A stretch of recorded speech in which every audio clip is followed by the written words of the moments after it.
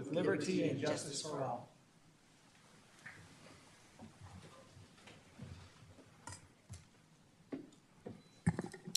Boy, who doesn't love our brand new screen? It's going to make us look better, too. Yeah. Well, we're hoping it makes the mayor look better. Let the record show that all members of the city council are here this evening. There are no presentations this evening. Public comment. This is an opportunity for the public to comment on any item that is not on the agenda this evening. Is there anyone in the audience that would like to speak during public comment? Okay, we'll close public comment. Thank you. The next item on the agenda is the consent calendar. The consent calendar consists of items D1 through D4. Are there any items that staff would like pulled from the consent calendar? Not this evening, Your Honor. Thank you. Are there any items the public would like pulled from the consent calendar? Thank you. Are there any items my colleagues would like pulled from the consent calendar? Not this evening. The consent calendar consists of the following items. 1, the approval of audited demands. 2, the approval of the February 8, 2024 minutes. 3, adopt a resolution approving a First Amendment to the Contractual Services Agreement with Good City Company.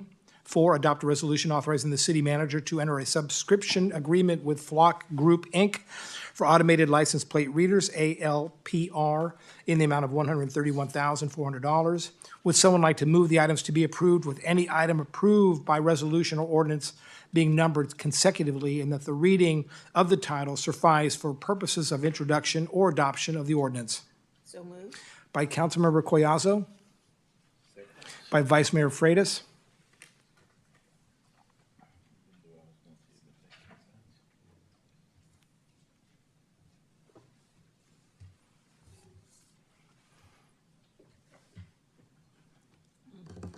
I have nothing.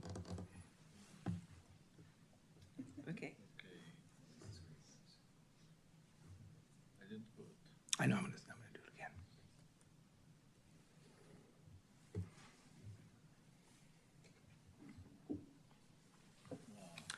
again. And that passes unanimously. Public hearings.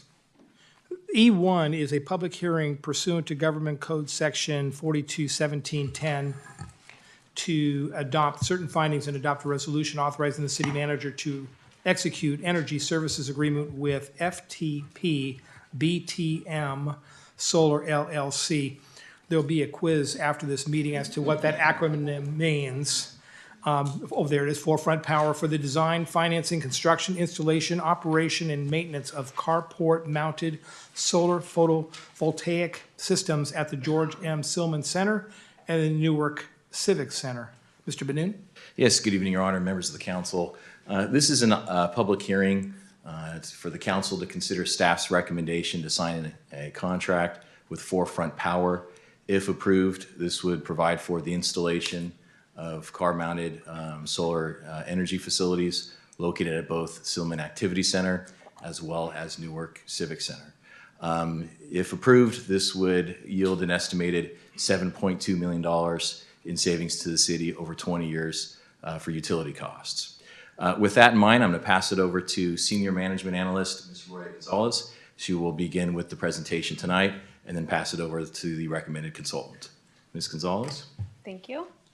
Good evening, Your Honor, members of the City Council. I'm pleased to present you tonight with the solar installation project for your consideration.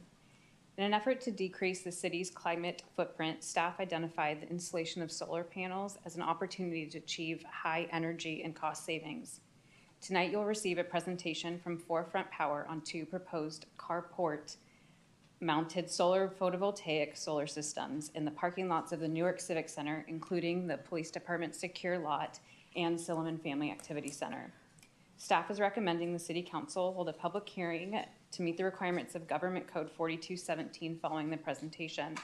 Government Code 4217 is a state law that provides public agencies flexibility in their contracting method when it comes to energy service agreements, as long as the City Council determines it's in the best interest of the city. And these findings must be made at a public hearing. To ensure that the city receives competitive pricing, staff researched several different procurement methods. and SPUR, the School Project for Utility Rate Reduction, is a California JPA that operates the Renewable Energy Aggregate Procurement Program, also known as the REAP program. This program uses competitive bid process to secure pre-negotiated pricing and terms that are available for public agencies to use. Staff worked with SPUR and Forefront Power. The firm awarded the master REAP contract to determine that the Newark Civic Center and the Silliman Activity Center were the best facilities for these projects. In addition, Forefront Power assisted the city with securing NEM 2.0 status for these two potential locations. Forefront Power and SPUR will get into NEM 2.0 a little bit more in their presentation.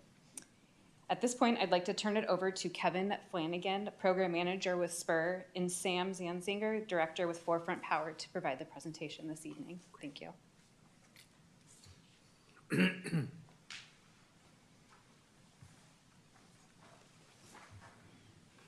Just ask that folks maybe speak a little bit closer to the microphone so that everybody can hear the Sorry comments. about Thank that. you.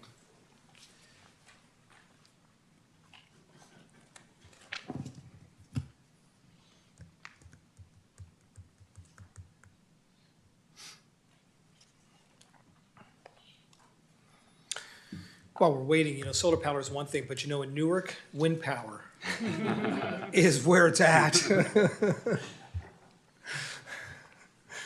Well, good evening, Council. My name is Sam Zanzinger. I'm a Senior Director with Forefront Power. I want to thank you all for having myself and Kevin Flanagan with SPUR here tonight to talk about these projects with you all. As staff mentioned, we've been working on these projects for the last 2 years. We were introduced to staff in the spring of 2022, around the time that we completed projects with Newark USD. At that time, staff took a deeper dive into SPUR's REAP program, reviewing with several departments the program, and ultimately, in late spring, directed Forefront Power to complete a comprehensive evaluation of the city's facilities and PG&E accounts. Through that exercise, over the span of a couple of years, we completed reviews of the master planning documentation, conducted site visits, got stakeholder feedback, filed interconnection applications, which yielded 2 projects that staff is recommending before you tonight. And so with that, I'd like to turn it over to Kevin Flanagan to speak about the procurement. Hi, good evening. Thank you for having me here tonight. I apologize in advance for more acronyms. My name is Kevin Flanagan. I work for the Joint Powers Authority, SPUR. SPUR is a JPA of over 300 public agencies across the state. And our mission as a JPA is to develop piggybackable buying programs to help public agencies reduce utility costs. So what we do is we take our big buying power in the marketplace and we develop statewide competitive processes to secure master contracts that result in good pricing and favorable terms and conditions. We have buying programs for things like LED lights and natural gas and direct access electricity. And I work on our REAP program, which is the program that focuses on solar and energy storage. The REAP program was a highly competitive RFP process. Lots of vendors competed in that process, and the REAP program has been very popular and has been used across the state by over 75 different public agencies, including school districts, universities, community college districts, cities, counties, and even a port. So what you're seeing here on the map is a list of all the various public agencies across the state that have taken advantage of this master contract to deploy solar and energy storage across hundreds, actually thousands of facilities to date. So just a couple of key points and highlights of what we did and what we were able to secure for the city of Newark. I mentioned over 75 public agencies have utilized this competitive process and this master contract. Not only were we able to secure really great pricing, but I wanted to talk a little bit about some of the terms and conditions in the contract itself. So I think Sam is going to get into this a little bit more, but there's no capital outlay required by the city for this project. It's financed through what's called a power purchase agreement. So you'll be able to secure these capital improvements without using any of your own bonding or financing. All the operations and maintenance is included in the project. So that means one less headache for the city. What you'll receive is just clean power at a fixed flat rate. There's a performance guarantee, so the systems will have to perform at a certain level each year, and if they're not contractually performing the way they're supposed to perform, the city will receive compensation from Forefront for that underperformance. So that's something the staff can track and make sure the systems are performing the way they're supposed to. We were able to negotiate city ownership of renewable energy certificates. So this is sort of an in-the-weeds kind of energy nerd thing, but it's an important thing. So when the solar systems produce energy, not only will they produce the kilowatt hour of energy that will power your facilities, but it'll also produce a green certificate called a renewable energy certificate. And this is really an important thing. It allows the city to really market itself as using green energy, and really allows you to demonstrate to your community your commitment to utilizing green energy for these facilities. Without the RECs, you wouldn't be able to make those marketing claims. So it's important that you have those contractually. They can also be really valuable if you have any plans for rolling out EV fleets or any sort of EV charging plans. Those renewable energy certificates can be used to sort of green up and improve the carbon footprint of any electric vehicle charging that you do in the city. And then lastly, as Sam mentioned and as Roya mentioned, and we'll talk about this even more a little bit later, but one of the things that your staff did that was really proactive and really smart was get ahead of the changes that occurred to the net metering rules in California. You probably heard about this. Some of you maybe even have solar on your home. The Public Utilities Commission recently closed the net metering program, which allows solar systems to send, when the energy is not being consumed on site, that energy goes back through the meter and it flows out to the grid. Under the net metering 2.0 program, the utility is required to give you a near retail rate credit for that energy. And so those credits that you accumulate over the course of a year will offset any sort of cost that you incur with the utility. Staff and Forefront were really proactive in being able to secure NEM 2 legacy treatment for these projects, and so these projects will benefit from that program for the next 20 years, which will dramatically increase savings for the projects. So with that, I'll hand it back over to Sam, who's going to talk a little bit about the projects themselves. Yeah, thank you, Kevin. So just wanted to very quickly kind of go over a couple of the conceptual designs. Again, these are really early stages. If council makes a motion to approve these projects moving forward, Forefront will begin to conduct detailed engineering and really collaborate with staff and go through permitting to come up with final designs. But here before you today are the conceptual layouts. On the screen is the Silliman Community Center. These are carports, so these will hang over the parking spaces, shading the parking in these locations. Next slide is the Civic Center. Again, just as the Silliman Center design, these are carports, so they will provide shaded parking in these areas. So a little bit about Forefront. As a team, we've been developing projects of similar size and scope to the ones before you this evening for over 15 years. We are the sole provider for Spur's REAP program, and we're a wholly owned subsidiary of a company called Mitsui. They're a very large multinational company, and they bring a really stable parent company to our relationship and a really robust balance sheet. We've also had a lot of success within the region. Just down the road, I mentioned we've completed projects with Newark USD. We're also working with Santa Clara County across a very large portfolio throughout the county, Oakland USD, and just to name several cities and other counties in the state that we've been working with, again, of projects of similar size and scope. So the renewable strategy that staff is recommending this evening consists of two projects that total 1.3 megawatts.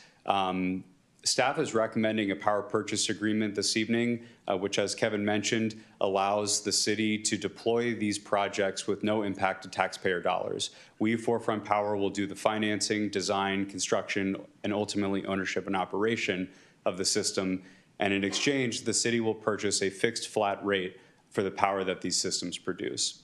As you can see, these systems are expected to net immediate savings for the city, and over the span of 20 years, expected over $7 million in energy savings. As Kevin mentioned as well, the city will not just get savings immediately on utility costs, but also have the value of these solar renewable energy certificates. And these projects are backed by contractual leading performance guarantees and have operations and maintenance included. All of this is based on staff's ability to very nimbly act and secure NEM 2 status for these projects. Without that status and your staff's quick action, That would not be possible. That program has ended about a year ago. And so, again, their quick action resulted in a very valuable legacy status for these projects. This is just a kind of a nice slide about some of the environmental benefits for the projects. In the first year, again, you can see some of these really impressive numbers. Again, the electricity produced by both projects in just the first year alone is the equivalent to over 50,000 LED lights, over 1,500 acres of forest, and lots of tons of waste recycled. So what are next steps? So again, we're seeking council's guidance this evening. If you all decide to approve these projects, Forefront will immediately begin conducting diligence and stakeholder management meetings to move as quickly as possible to bring these projects online so that the city can realize savings as quickly as possible. So with that, we appreciate your consideration and we're available for any questions. Great. Before I open up the public hearing, council members, are there any clarifying questions? Councilmember Bucci. Thank you, Mr. Mayor. Kevin, thanks for coming in tonight. I did have a couple questions when you mentioned that Spur would handle the maintenance and cleaning. Sam. Oh, sorry, I'm getting you guys mixed up. You know what's funny? Sorry, I put glasses next to the wrong name here, so my fault. What kind of maintenance schedule do you guys keep? And I'm especially curious just because I know the cleaner the panels, the better they operate. Yeah, so. Absolutely. So it's a great question. Every project is going to have its own unique preventative maintenance plan. So that's the sort of scheduled where we know we need to go out and perform cleaning, and that'll occur at least once or twice a year. The beauty of these solar projects is once they're constructed, they're pretty simple technology. But as you mentioned, cleaning is very important. So these projects are backed by contractual performance guarantees that have been pre-negotiated. So if there's excessive soiling or we're seeing a dip in production, we're incentivized actually to go out and perform cleaning to make sure that we're staying within the contractual performance guarantee. Okay, and you did mention performance guarantees, and I'm curious what that is. Does that mean a certain amount of kilowatt hours that you're not reaching? Do we have a goal, or is it maybe we look at 6 months and the last few months hasn't been producing? I mean, what's the Yeah, it's a great question. How do you gauge that? So contractually, we have a 95% performance guarantee, which is best in the industry. So we have an expected production amount for each system, and every year we set an amount in our contract where that system is going to produce. If we dip below 95% of what we're contractually saying we will produce, we have to make the city whole and provide compensation. Okay, and then I did have a question about the NEM 2.0 payback program. That goes to the city or that goes to Spur? So it's a great question. So the city benefits from the NEM 2.0 credits. So as the solar is going to be producing power, if there is any excess generation, that will be credited to your PG&E and AVA bills. So you will be the beneficiary. Perfect. Okay, thank you very much. Other clarifying questions? Great. I'm going to go ahead. Just can we go back to Sam? Vice Mayor. Go back to slide number 6, Of course. and we can see the 2 floor plans. Oh, yes. And we have several trees will be removed on the Newark Civic Center. They are pretty much brand new trees. So will be transplanted in other areas, Mr. Bonanno. What's the? No, they will be. We get rid of those trees. I'm seeing a head shaking in the negative. Is that right, Ms. Gonzalez? Because we're counting, what, 2, 3, 6, about 2 dozen trees will be removed. Yeah, thank you for the question. Actually, the majority of the trees underneath the panels will need to be removed. At this point, we're not planning on replanting them. According to the city arborist, they're kind of troublesome trees to begin with. And as Sam pointed out in the slides later on, the benefit of the solar outweighs the removal of the trees. Okay. Can we go back to the previous slide and the Silliman Center trees too? Okay, so there it's last few trees will be, let's see, what's the, okay, by the soccer, where the streets, oh, by, next to Maury Avenue, okay, along the, okay. All right, so it's a bunch of trees will be removed, but for the benefit of the, We remember on the one slide, the energy savings is about equivalent to 23,740 trees, right? So we may be taking away a few, but the net gain is substantial. Other clarifying questions? thank you. Councilmember Jorgens. Yeah, question for city staff. While these parking lots are under construction, do we have parking alternatives? I imagine we must for the city hall because the recent construction of this parking lot, but at Silman Center with the two major streets kind of blocking it in, have we considered parking alternatives? Thank you for the question. The logistics of the parking have yet to be figured out and will be studied during the next phase of this project. Thank you. Great, if there's no other clarifying questions, I'm going to go ahead and open up the public hearing. Is there anyone in the public that would like to speak to this item? I'm going to close the public hearing and return it to council for any additional questions. Councilmember Bucci. Just one quick comment. I know we had been planning to do this as part of the Civic Center development, so this was always kind of a second phase for us, and to see it come along so quickly and be up for approval makes me very happy. So I want to kudos to staff for that, and I'm especially excited to see that we're going to finally get this done over at the Silliman Center as well. So it's a great parking lot for it. And thank you, Mr. Mayor. You're welcome. Other clarifying questions or questions?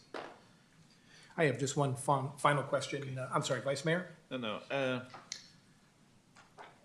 we have to make a peer support to support this humongous display of solar. Do we lose any parking lots, any parking spaces? Yeah, it's a great question. So our goal is to have no loss in parking. Ultimately, during final engineering, we'll understand the exact location of the columns. But typically, what we try to do is land our columns in the apex of those 4 parking spaces where they come together. And we would land a column there so there wouldn't be any loss of parking.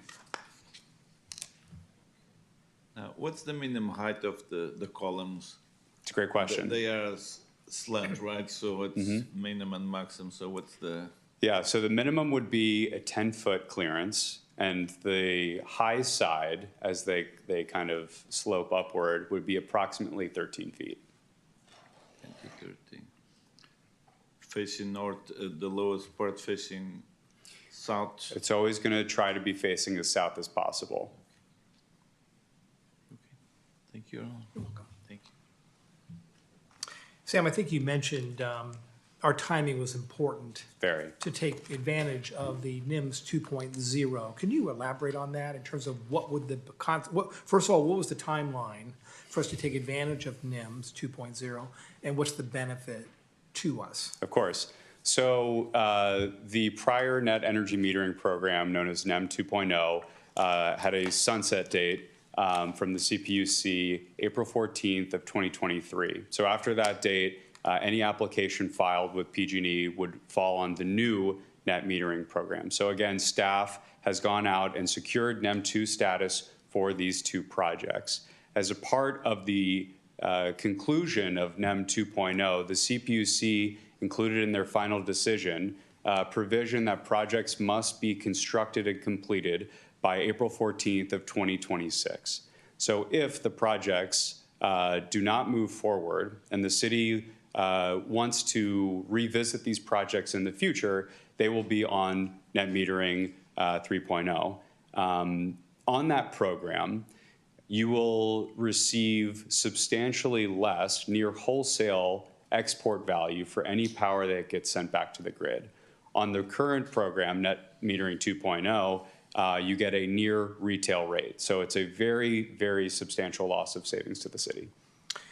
And that was a very controversial decision because a lot of homeowners have solar panel and are going to realize less of a savings to their property as a result of these changes made made by them.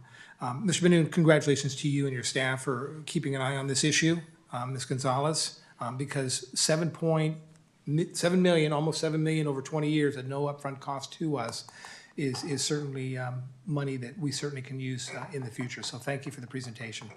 With that, unless there's anything else, Mr. Benoon, I'll look for a motion and a second to approve this. So moved.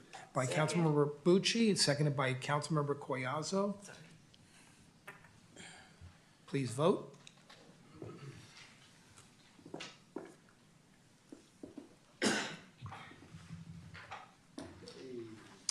And that passes unanimously. Thank you.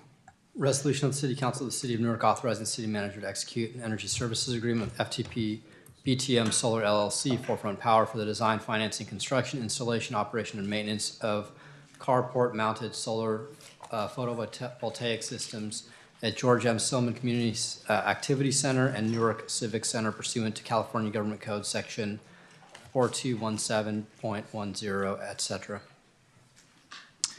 Thank you. F1, adopt a resolution authorizing the acceptance of the approved California Highway Safety Improvement Program, HSIP, Cycle 11 funds to subsidize citywide crosswalk evaluation and modifications, project number 1256.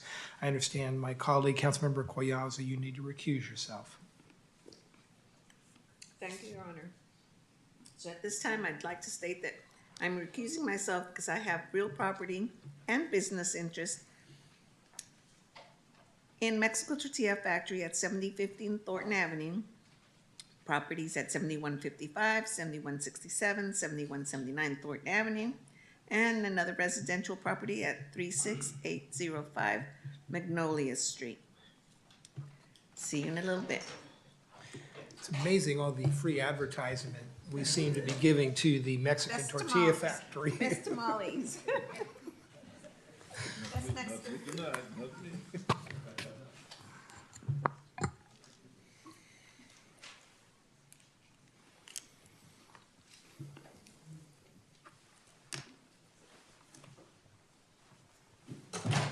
Staff report, Mr. Benoon. Yes, good evening, Your Honor, and members of the council. This is an item that would ordinarily be placed on the consent calendar.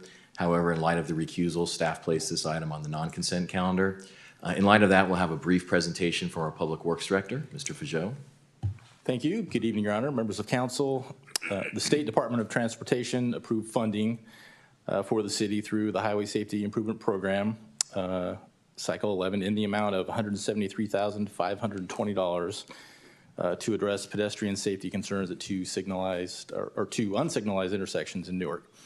The recommendation on this item is for the City Council to authorize acceptance of funding awarded in the amount of $26,280 of HSIP Cycle 11 funds for the preliminary engineering phase of the project, essentially the design of the project. And then staff will bring a second item for council's consideration later in the year for the remainder of the project funding for construction. Once Caltrans has approved that phase of the funding for the project. So as the city manager mentioned, normally this would be on the consent calendar, but we've shifted it to other business. That concludes the report, but I'm happy to answer any questions you might have. Thank you, Mr. Fujot. Questions? Councilmember Bucci. Thank you, Mr. Mayor. Just for the record, which two crosswalks are we talking about? So this will be Thornton Avenue at Magnolia Street, and then Enterprise Drive at Aleppo Drive are the two associated with this particular project. So I feel like this is a good time to bring it up because we've had a lot of discussions and I know we haven't moved forward on it, but the lighting crosswalks at Newark and Russian, right by the, excuse me, fire station, where we have problems with people driving into the sun, and we had the accident with the family who got hit by the bus. And then on Cedar and just off of Thornton in front of Ortiaga's, where we actually had a fatality at that one, is also another very dangerous crosswalk, the way people make the turn from Thornton there. So while I'm happy to see those two on this list, I'm a little disappointed that we haven't gotten any further on those other two. So when we come forward with some other stuff, I'd like at some point to have some ideas for making that happen. No, great question, Councilmember. And to your point, those locations you cited, along with a couple of others, were included in a funding application package through the same program. There's a couple of different categories of funding in the HSIP Cycle 11. One involves like a pretty detailed benefit cost ratio. And the two locations that you noted, along with two others, were included in that more detailed application that goes through an extensive analysis by Caltrans to determine a benefit cost ratio. Basically, the more benefit that's derived out of reduction in accidents relative to the cost of the project, the higher it scores. We did not score as well as other jurisdictions that have a higher number of accidents at a given location for that particular funding category. At the same time, our consultant recommended that we submit a separate item for what are really lower level projects for the two that are identified tonight. And we did obtain the funding for that category, so we want to go ahead and move forward with those. At the same time, we'll continue to push for funding for those other locations that really involve more extensive improvements than the improvements that we're talking about at this location, or these two locations. So just to clarify, they, according to their scoring process, they thought there was a better cost benefit at those other ones than the two that I brought No, up? so the locations that are before you tonight were not subject to that benefit cost ratio. Okay. So lower level of funding, fewer requirements, and it was a set aside for smaller projects that we did obtain the funding for. The more complicated projects or more expensive projects required the benefit cost ratio. Okay, perfect, thank you. Vice Mayor Freitas. Thank you, Your Honor. Mr. Fitzgerald, can you repeat the second cross street? You said first it's Olive and Thornton. Yes, Thornton Avenue at Magnolia Street, and then Enterprise Drive at Aleppo Drive, which is kind of Okay, right where Wells Avenue terminates. And thank you, thank you. Yeah, and I was happy to see that one there. Cars are moving pretty fast going into that roundabout there and coming out of it. So, you know, it's definitely needed there. Just for my clarification, the rectangular rapid flashing beacons, those are the ones, you know, it's on the side, you press a button, it lights up. exactly, Councilmember. Yeah, well, along with, so they're the typical pedestrian warning signs that you see, but they will include a rapid flashing beacon associated with it that is activated by the pedestrian, and higher visibility crosswalks associated with those also. And then for Thornton and Magnolia, part of that improvement is a bulb out. So in looking at the information, it looked like that's just gonna take the space of one of the parking spaces. We're not shifting where the driving lanes are. Correct. So this is going to be kind of an interim design. We want to be able to use all the infrastructure that is obtained with this project to be utilized in the upcoming Old Town Streetscape project. But on a kind of a temporary basis, we're going to do a bulb stripe out to provide for the installation of these improvements at Thornton and Magnolia. All right, good. One thing I worry about those bulb outs is sometimes it can reduce visibility for pedestrians going the same way as the cars because things get pushed further away. So I'm glad to see that visibility will be retained. Just a follow-up to Councilmember Bucci's question, and I recognize the differential between the various locations, these two and the other four that you mentioned. Even though they're scored differently, is there an opportunity, because some mechanism to ensure pedestrian bike safety is better than nothing, is there an opportunity for us to, in the future, look at something similar to what we're doing at Magnolia and Thornton, for example, at these other two locations, just as an interim opportunity to provide a little bit more safety enhancement for pedestrians? Yeah, great question, Mayor. And staff did look at that with our consultant. These particular improvements, the rectangular rapid flashing beacon, were determined not to be the ideal implementation. So at Cedar Boulevard and Milani Avenue, for example, that location obviously very close to a major intersection at Thornton and Cedar. We can't simply put a pedestrian-controlled activation at that location when we have a traffic signal less than 150 feet away that's producing traffic running through. So that location actually requires a higher level of installation. It's called a pedestrian hybrid beacon that will be synced up with the traffic signal at that location. So it's a more complicated and more expensive investment there. to make that a safe crossing location versus just adding the RFBs. Well, we appreciate the work that you and your staff did. Anytime we can secure additional funding to make pedestrians more safe, walking and crossing our streets, it's appreciated. So thank you for your report. Need a motion and a second to approve this, please? So moved. By Councilmember Bucci. Your By Honor. I'm sorry, you're absolutely correct. Is there anyone in the public that would like to speak to this item? Yes, ma'am, come please. Thank you. Good evening, how are you? Good. My name is Morgan Pearson. I am a resident over in the Lake area. I just want to say thank you and show support for this project. A few months ago, I was crossing at the Thornton and Magnolia crosswalk, and I got about halfway through when cars started rushing by in both directions, and I started making a fool of myself. No one stopped. I was stranded there until all the cars disappeared, so I'm happy to see this project. I cross that intersection frequently with my golden retriever, and I, as you suggest, I walk out there and I wait to make sure that I see them stop, because they're not going to unless you make sure that they do so. So I appreciate your comments. Anyone else in the public that would like to speak to this item?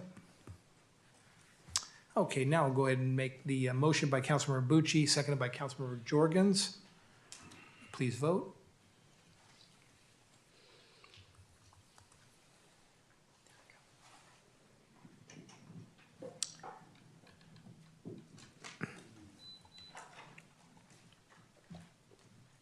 And that passes unanimously with 4 yes and 1 recusal.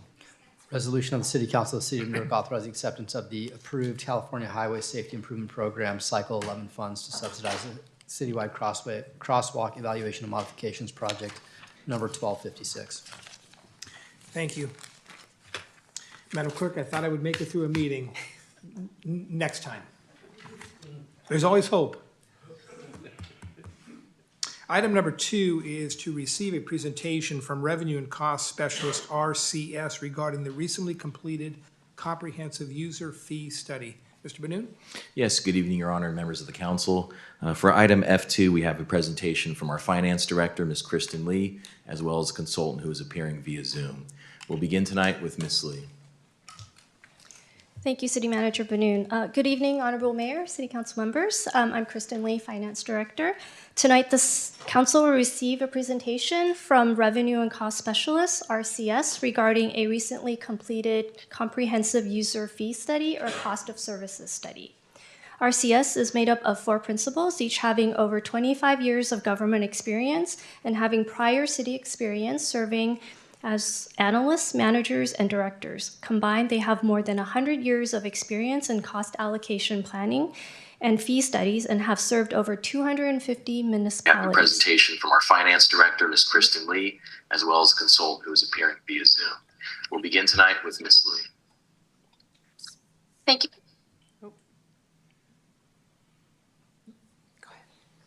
RCS is based in Orange County, but has engaged in many different projects throughout the state of California. They have provided the same services to a wide array of public agencies, from special districts to smaller and larger cities and complex counties.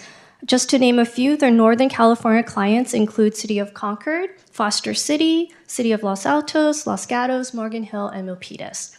Mr. Eric Johnson, who serves as president of RCS with over 30 years of professional knowledge in cost recovery model and fee studies, was the main project manager working with city staff since November of 2022. Through an array of multiple meetings, we have conducted the fee study and also prepared a full cost allocation plan. It is considered financial management best practice for local governments to conduct and perform fee studies every 4 to 5 years. The city has not retained any consultants to conduct a comprehensive fee studies in at least 10 years. The purpose of tonight's report and presentation that will be given by Mr. Johnson tonight is to introduce the comprehensive fee study. He will provide the background information, the methodology, and the process that was used to identify the cost, how the fees were calculated, and explain in some cases how government subsidies are being used or provided. Attached to this report tonight is the completed fee study And this is being provided at this time for informational purposes only. During the presentation, Mr. Johnson will also advise the council on how the report should be read and interpreted.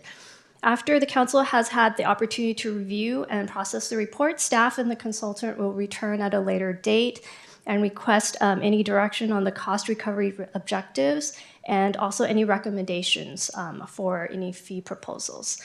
With that, I would like to pass the presentation over to Mr. Eric Johnson. Great, thank you, Kristen. I'm going to go ahead and share my screen here and take you through this presentation. There we go. All right, well, good evening, Mayor Hannon and members of the council. I'm Eric Johnson from Revenue Cost Specialist, RCS. It's good to be with you here tonight to present the results of the comprehensive cost of services study for the city of Newark. Before we get in, I just want a little background. Kristen already talked about a little bit. RCS was founded in 1980. We're the pioneer in this field of municipal cost allocation and identifying cost of services. I myself have been doing this for 34 years now and have worked in over 100 different agencies in 5 different states, but mostly here in California. We're based in California and we like working in California. Also worked with Chu Tai, my partner on this project, and he has over 30 years of municipal government experience also. So as Kristen mentioned, it's been over 10 years since the city has last done a comprehensive user fee study.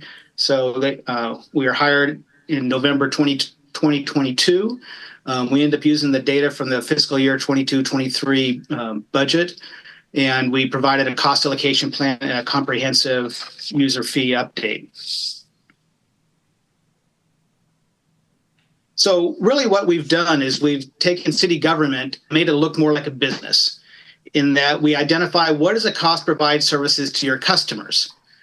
Governmental accounting is very good at identifying what are the costs of fund, department, division, but it doesn't do as good a job for costing of services like a business would do. So that's what we've done through this process. And like a business would do, we need to account for the overhead costs. And so we take all the administrative divisions, programs, city council, city manager, IT, city clerk, and allocate them out through our cost allocation plan to the various departments in the city. So for each service that each administrative department provides, we come up with a method to allocate that fairly back to these other departments. So now we know what the support costs are for these other departments and other funds for community development, public works, parks and recreation, community services, et cetera. Now we can identify what are the costs of the employees through a fully allocated hourly rate. And then we can identify what are the costs of the services by identifying the time. And we'll go through that more here in a second. Because our first step, of course, is identifying what are the services that are being provided. So we sat down with staff in the various departments and went through the list of services that the city is currently providing and charging a fee for, and talked about some things where maybe the city's providing the service but not currently charging a fee that other cities that I've worked with have. And so we went through that process, and then we identified who's spending time on these services, how much time is being spent. So you see on the left-hand side there, we have a conditional use permit. We have a project planner spending 20 hours and a community development director spending 2 hours, and there's 12 of these a year. This is just sample data here. Just give you an idea of the kind of information we're looking at. And we go through this information with every department and every service they provide and identify who's spending time in the services, how much time is being spent, and importantly, how many of these are you doing? So we can look at what's the total time being spent. So we can add it all up together to make sure we're not identifying time that doesn't exist. And so when we put in that time detail and that unit detail, we go back to the departments and we say, okay, here, this planner, we've allocated out 50% of the time of that planner. Does that make sense? And if it does, great. What are the other things they're doing? Advanced planning, counter time, et cetera. But we also may go back and say we've allocated out 150%. Sometimes that makes sense, but usually it doesn't, and we need to go back and take a look at the data. So it's this having this correction process built into it, looking at the units and allocating out 100% of city staff and only 100% of city staff, make sure that we have good information to present to you as part of this report. And then we need to identify what are the costs. And so, as I mentioned a second ago, we identify a fully allocated hourly rate for every position. So salaries, benefits, operating expenses within the department, citywide overheads for the cost allocation plan, departmental overhead, that's overhead within the department providing support to that department. So we have a billing rate, a fully allocated business rate for every position. We then match that up with that time detail, and now we know what the cost of services are. That time times the hourly rate equals our cost. And then we sit down with staff again and say, okay, here's your current fee for this service. Here's what we're saying are the full cost. Here's what a fee would look like at 100% cost recovery. And making sure from staff's perspective that all that's making sense. Of course, council's going to be the one to decide whether or not 100% cost recovery is appropriate, but making sure that if you were to adopt this as a council, that there are fees that are recommended here that are workable from a staff standpoint. And of course, they're also legally defensible in that they don't exceed the costs reasonably borne. Which takes us to where we are tonight in presenting the results of the study to the council and to the community, and starting that process where the council now provides the policy of how they want to spend this money. Because we're really talking about tax subsidy policy as part of this.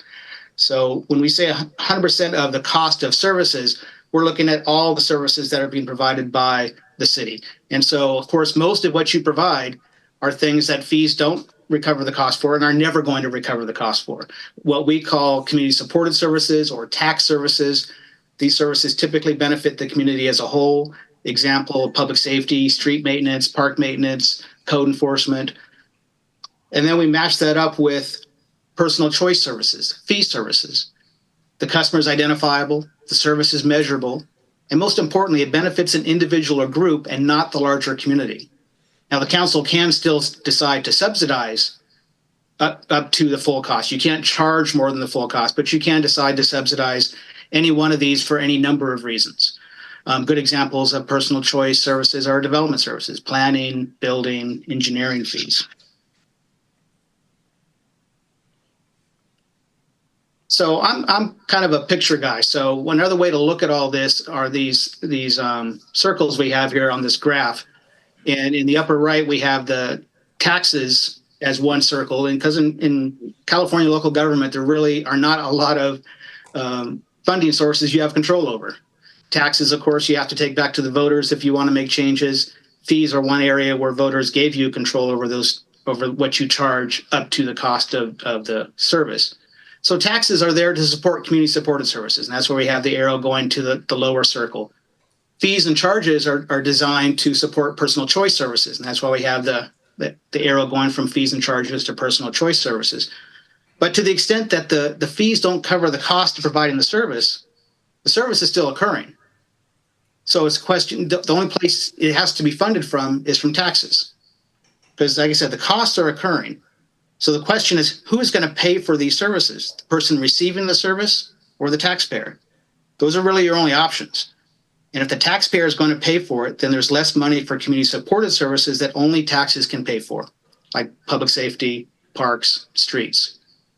So through this process, we identified about $9 million in subsidies of taxes to what we defined as personal choice services. That's a big number. But what we're not saying is that if you follow every recommendation in this report, the city will receive $9 million or save $9 million. So we have the same graph here, except now we've broken out some of the costs below that in kind of broad groupings. So we have development services, public safety, recreation and community services, administration. And we identified the total revenue for all the services within each group based on the current fees, the total cost that we calculated for all the services within each group, and then the difference, the total profit or subsidy. In this case, all the ones we're showing are subsidy. And there you can see at the bottom that $9 million total of subsidy. But if you follow that over to the far right, you see there's a possible new revenue column. There are services in here that are not going to recover their cost. There are other services that we've broken out in different ways. And so we identified about $1.8 million in what we think are actual realizable revenues if the recommendations in this report are acted upon. So that's a big difference between 9 million and 1.8 million. So let me kind of talk for a moment about why. In development services, there's shown a subsidy about $1.9 million and a possible new revenue of about $1.7 million. There are a number of services within the development area that you may only do once every 2 or 3 or 4 or 5 years.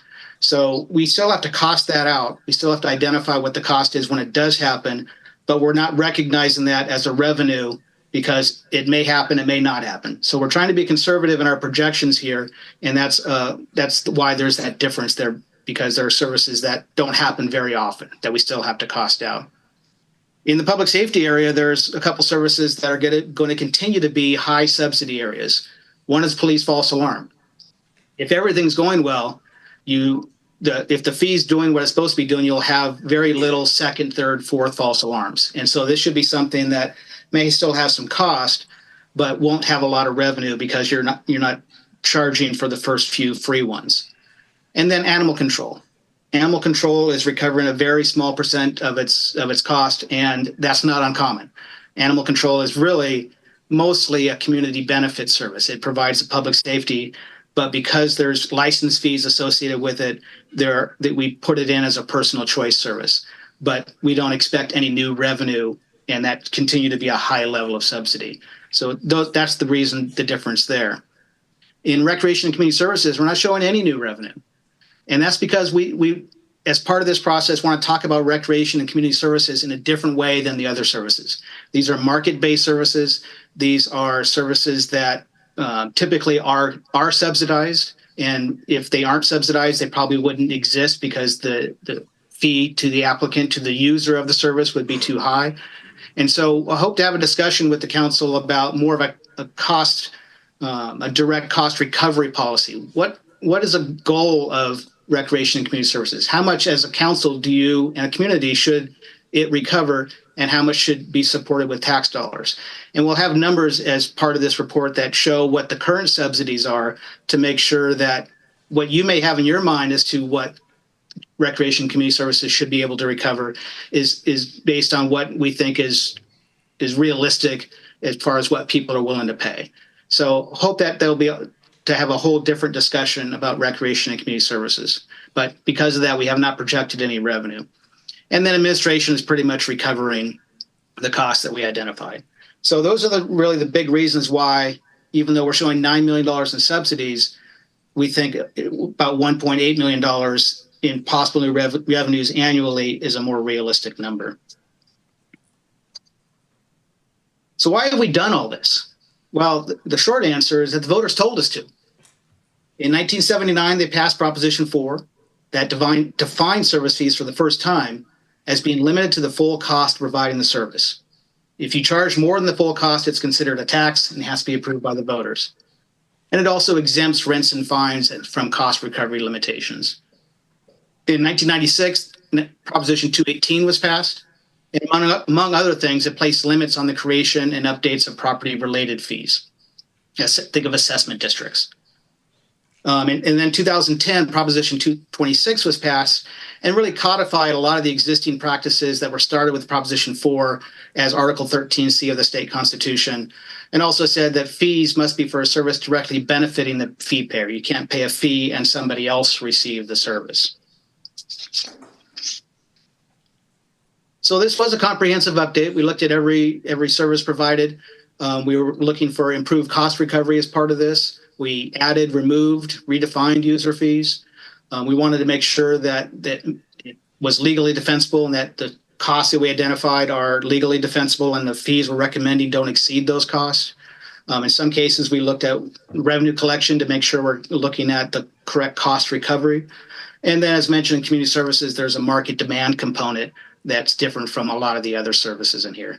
And this is really something that best practices in the industry is that every 4 to 5 years, the city should be looking to update this study just because of organizational changes, cost changes, of course, costs increase. But over time, organizations tend to do things differently. And so if you're not capturing that, your fees are not, you don't know if your fees are recovering your costs or not. So if you like to count things like I do, We identified as part of this process 119 different fee services, and that includes 9 new fees, 64 fees that increased, 3 fees that were restructured, 23 fees that had no change, usually because of legal limits or market sensitivity, 5 fees that actually decreased, that we're showing that the current fee exceeded the cost, and so the fee needs to decrease to remain legal. And then 15 fees that are deleted, that have just, that the city's no longer provided them, they're just old fees based on old processes. And so, as I mentioned, the impact of this is that we're showing about $1.8 million in possible new revenue to recover the full cost of providing these services to your customers. Getting into the study itself, it's a voluminous report, 316 pages. There's a lot of detail in here. And so let me just kind of walk through on how to read it and how to follow through and how to answer your own questions and how to answer and to follow through on concerns that you may see at different points. And so it starts with about 30 to 35 pages of text, explanatory text, summary tables. And so those summary tables also show the list of all the services that are included in this report, the revenues, the cost, the subsidies, and the possible new revenue for each service that has a unique S number. So that these S numbers will be key as you be able to follow data through, because that's how you go from one to the next. So you can take that S001, for instance, in the summary schedule and look at Appendix A, and you'll be able to see at a glance what's the current fee, what's the proposed fee for all the services that we have proposed here. And in many cases, you'll see there's some large increases, and we'll certainly talk through that as we review this process. But Appendix A is, at a quick glance, what's the current fee and what's the proposed fee for all the services. Appendix B has the detail for each of those services. And so every S number has these 2 matching pages.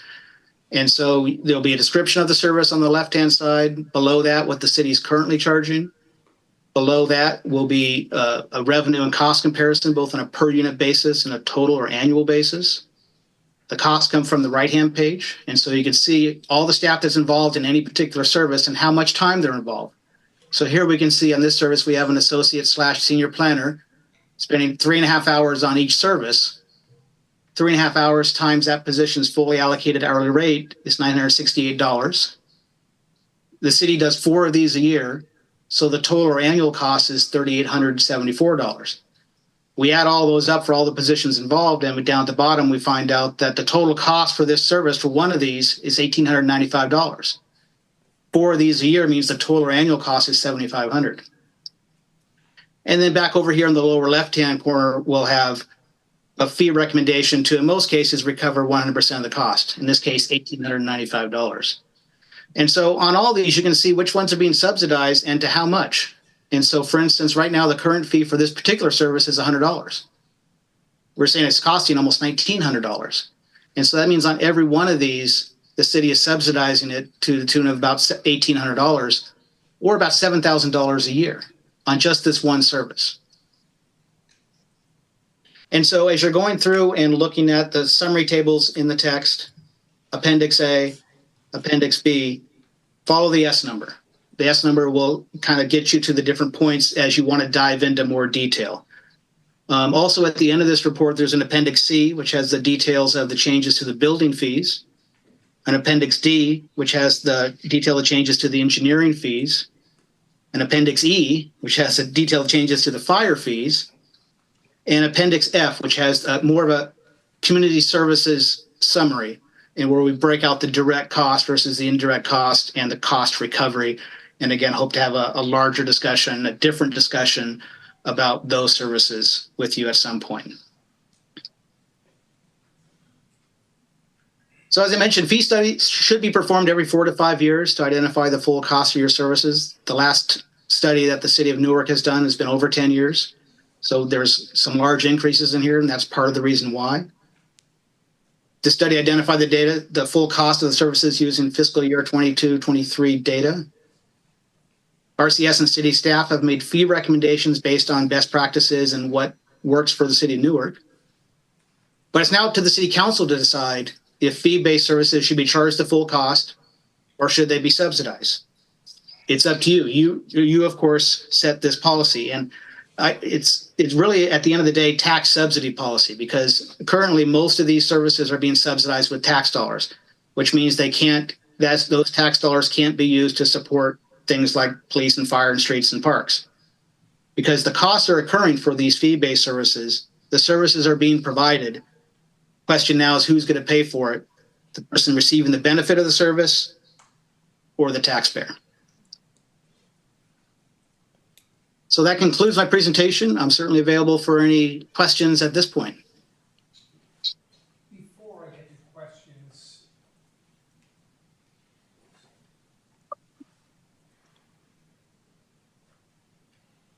I'm going to see if there's any questions from the public. Any questions from the public on this item? Great, thank you. Colleagues, questions? Councilmember Bucci. Thank you, Mr. Mayor. This is a question for staff.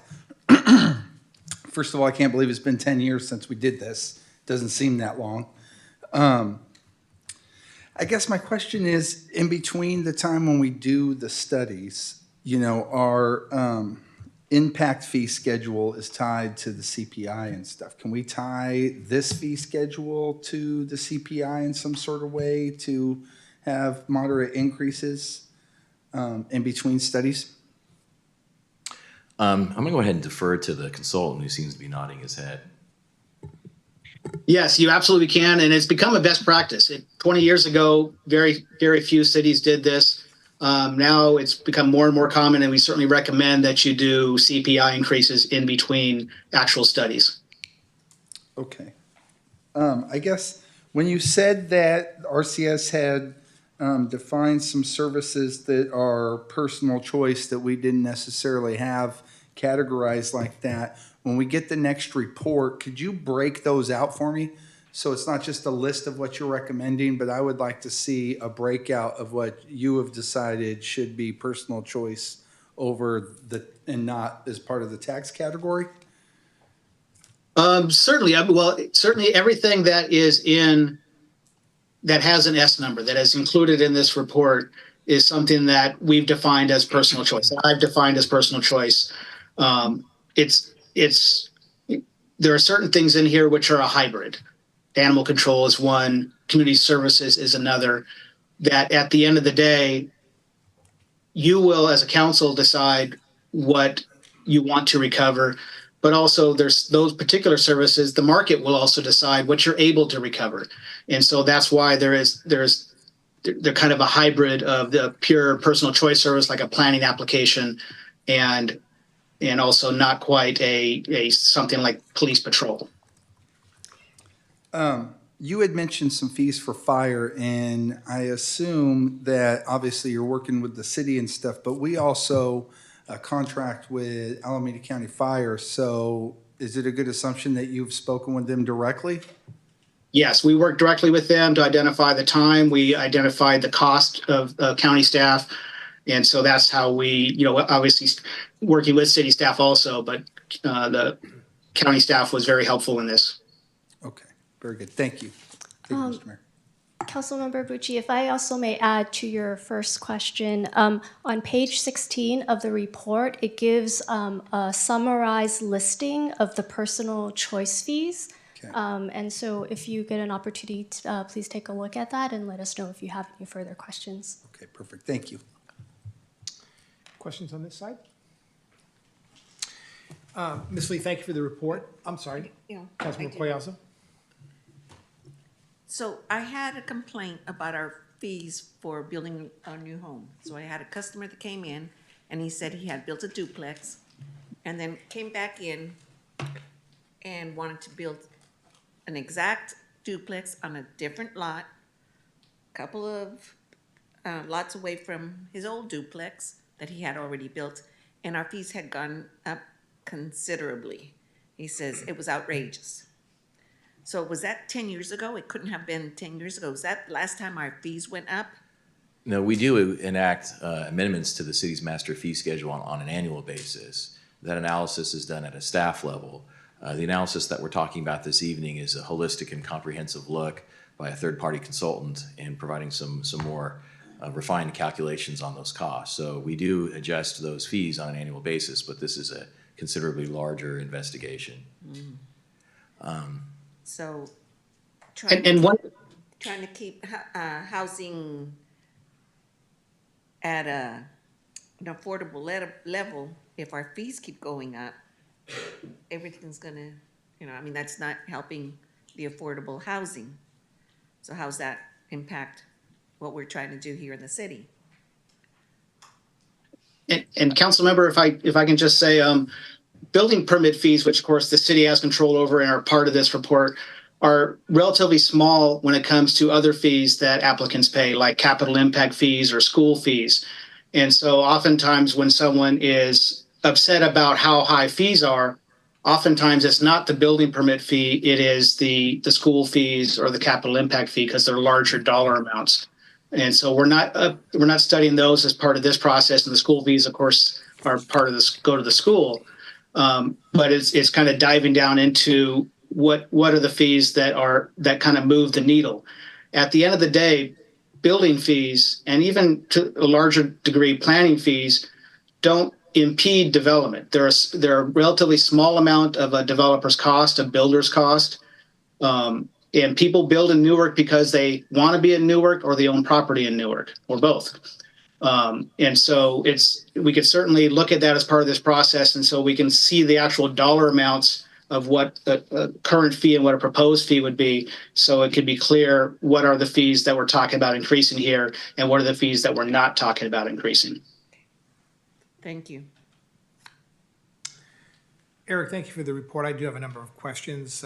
City Manager, did we look as part of this report that if we make certain changes or adopt certain ordinances, certain fees that are currently 100% paid by taxes could be paid by fees?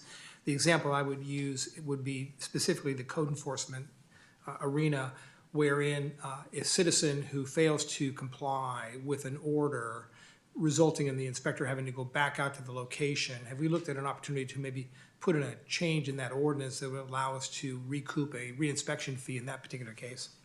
I'd be happy to defer to the city attorney or Ms. Lee. I think my initial impression on something like that is that these fees are largely, with respect to code enforcement, since we're a general law city, those fees are generally limited by state law in terms of citation amounts. If there's some sort of ability under state law to charge fees for returning for services, that I'm unaware of.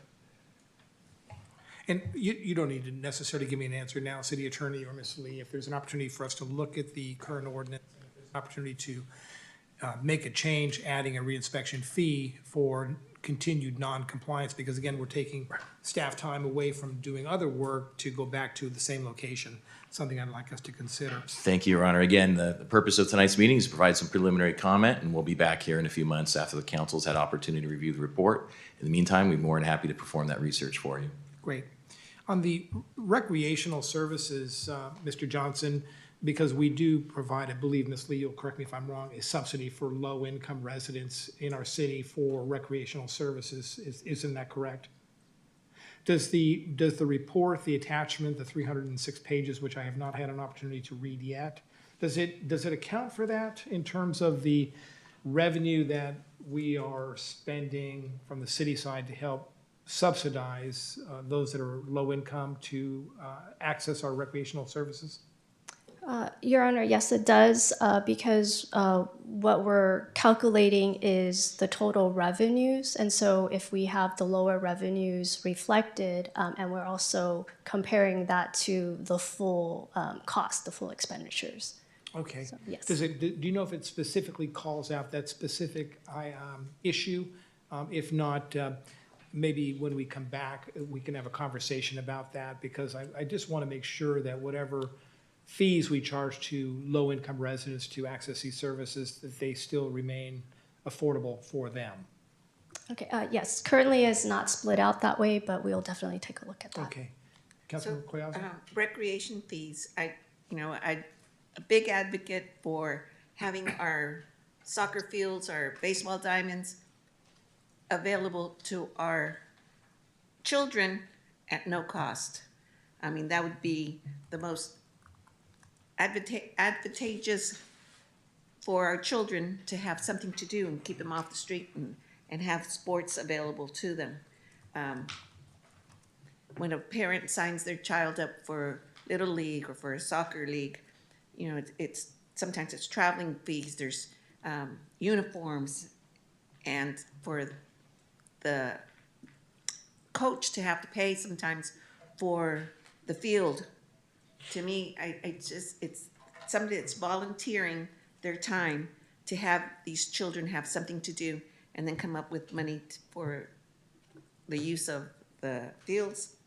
You know, I'd like to make that available for free for our students, for Newark residents. If somebody else comes in, we can charge them a fee. But for our Newark students, I think it should be available at a no cost. Thank you. Thank you, Councilmember. The chart that reflected one of the first charts that you showed, Ms. Lee, kind of the anticipated cost for, let's say, 20 hours for this type of activity, 1.5 hours for that activity. I can't recall which chart it was, but public servants typically underestimate the amount of time necessary to complete a project or to work on a project. Do we have systems in place to actually calculate the amount of time that folks are spending on specific projects so that we don't underestimate the actual time spent? Yes, we do have systems in place, but every department and division, the way they do track their time is different. It really depends on what is required for them to do their work. We have some divisions where they do track their time specifically on timesheets because that time might be paid by grants and we have to provide that level of detail. Other departments, a lot of it could be overview or supervision of projects, and so that would be a little bit more difficult. That would be on a per project tracking basis, but we do have systems in place, yes. Thank you. My last question, if we could go back to, I think it was your slide B or your example B or whatever that was, Mr. Johnson, where you showed the cost for, I think it was the one right before this one. Or maybe the one before this one. Yeah, this one here. And again, I recognize that this is really kind of an average cost of what this project would cost, and we're kind of then utilizing this calculation for similar activity. Any thoughts on kind of using, as they do in the legal profession, kind of a retainer type expense where somebody comes in, we advise them this is the number of hours that we would anticipate we're going to spend on your project. It may be more, it may be less, so that they get a true cost to them for the project, or is that something that we're going to be utilizing as part of this process? If I may defer that to Mr. Johnson, but my response, Mayor, is that we have talked about similar processes. Again, it really is dependent on the project and the position that is performing the services. Correct me if I'm wrong, Eric, we had talked about it with some of the building projects where we do collect a retainage fee or a deposit up front, and we have talked about options of maybe not a flat fee, but to say, okay, this would be the fee, but if there's any additional significant hours that is beyond what is normal, then we would probably go to another fee schedule. And I know that in and of itself creates its own complications, but it's especially, and I'm more interested in the homeowner than maybe the development of a development per se. Because I want to make sure that the homeowner, as they come in anticipating a certain cost for a certain activity on their property, doesn't get that shell shock in terms of, gosh, all I want to do is this. And it seems like this is really a high cost for me to do what appears on the surface to be fairly simple. So maybe if we take a few minutes with a homeowner, for example, and say, this is what we anticipate the cost on the project to which you've described, it may not necessarily rise to the 1,800 or whatever that number is for that particular project. I think it just gives the homeowner a little bit more sense of real transparency in terms of that cost. Just your thoughts further on that?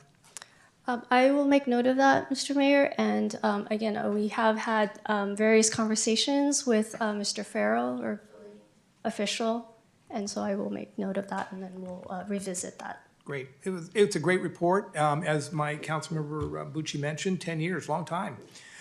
Because it's really the responsibility of government to be cost recoverable and make sure that we're charging folks the real cost to provide that service. So I'm really excited to see this coming forward. Mr. Johnson, thank you for all the hard work you did on this project. We greatly appreciate it, and I'm certain we'll see you again in the near future on this. Thank you. I'm sorry, Councilmember Bucci. Sorry, but the talk of the rec fees triggered something in my memory.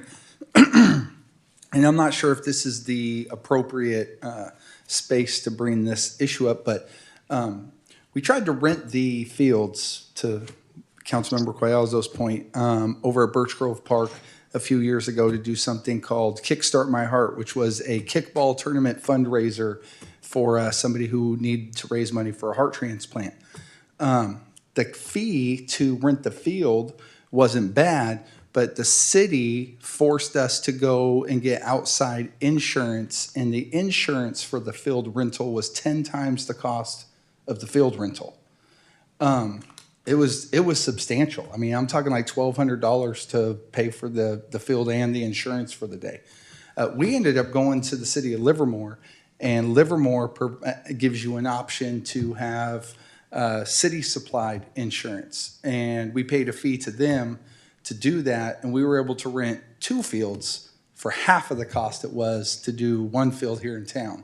And I've brought this issue up several times, and I'm not sure that the fee schedule is the right place to talk about that, or if we could even fit that in here. But I would be remiss not to bring it up again, because I think that the insurance requirements that we place on people are a huge hindrance to renting out the fields to other folks. Not everybody is a little league or a soccer league, right? Some people just want to have fundraisers. And I can tell you that I've been at Birch Grove Park several times, and I just watch people hop the fence and go and use the fields, right? So they're not renting them, and the people who are trying to rent them are kind of roadblocked with the insurance piece of it. So whether it's appropriate to include a sort of maybe a insurance fee or something for those or not is, a discussion for another time. But I do want to bring it up because I think that it's an important piece of us renting those fields. So thank you, Mr. Mayor. Thank you. Any comments on that at all? Okay, great, excellent. This, folks, was just an informational item, so no action is required. So we will see this again. I certainly urge you to read the, how many pages was that, Ms. Lee? 306 pages? 316, yes. 316 pages. I certainly encourage you to read it over the weekend. And we'll have, thank you for the presentation. The next item is a presentation of findings from the Facilities Master Plan Assessment and Community Outreach Process. Mr. Benoon? Yes, good evening, Your Honor, members of the council. Tonight we have a presentation from city staff as well as the retained consultant. They're going to go ahead and provide us with an overview, a summary of findings that they have made in regards to our facilities master plan. This item will be brought back to the council for a draft plan in about a month or two, and then a final adoption shortly thereafter. We'll begin tonight's presentation with our senior management analyst, Ms. Gonzalez. It looks like she's working the computer right now.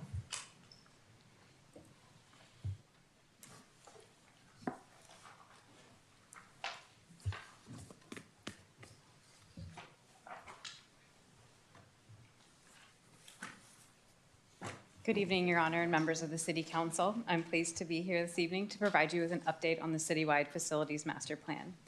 Before we get to the update, I want to provide a little bit of background. The city currently owns and maintains 24 building structures and was in need of a comprehensive long-term plan to strategically plan for its future growth and maintenance needs.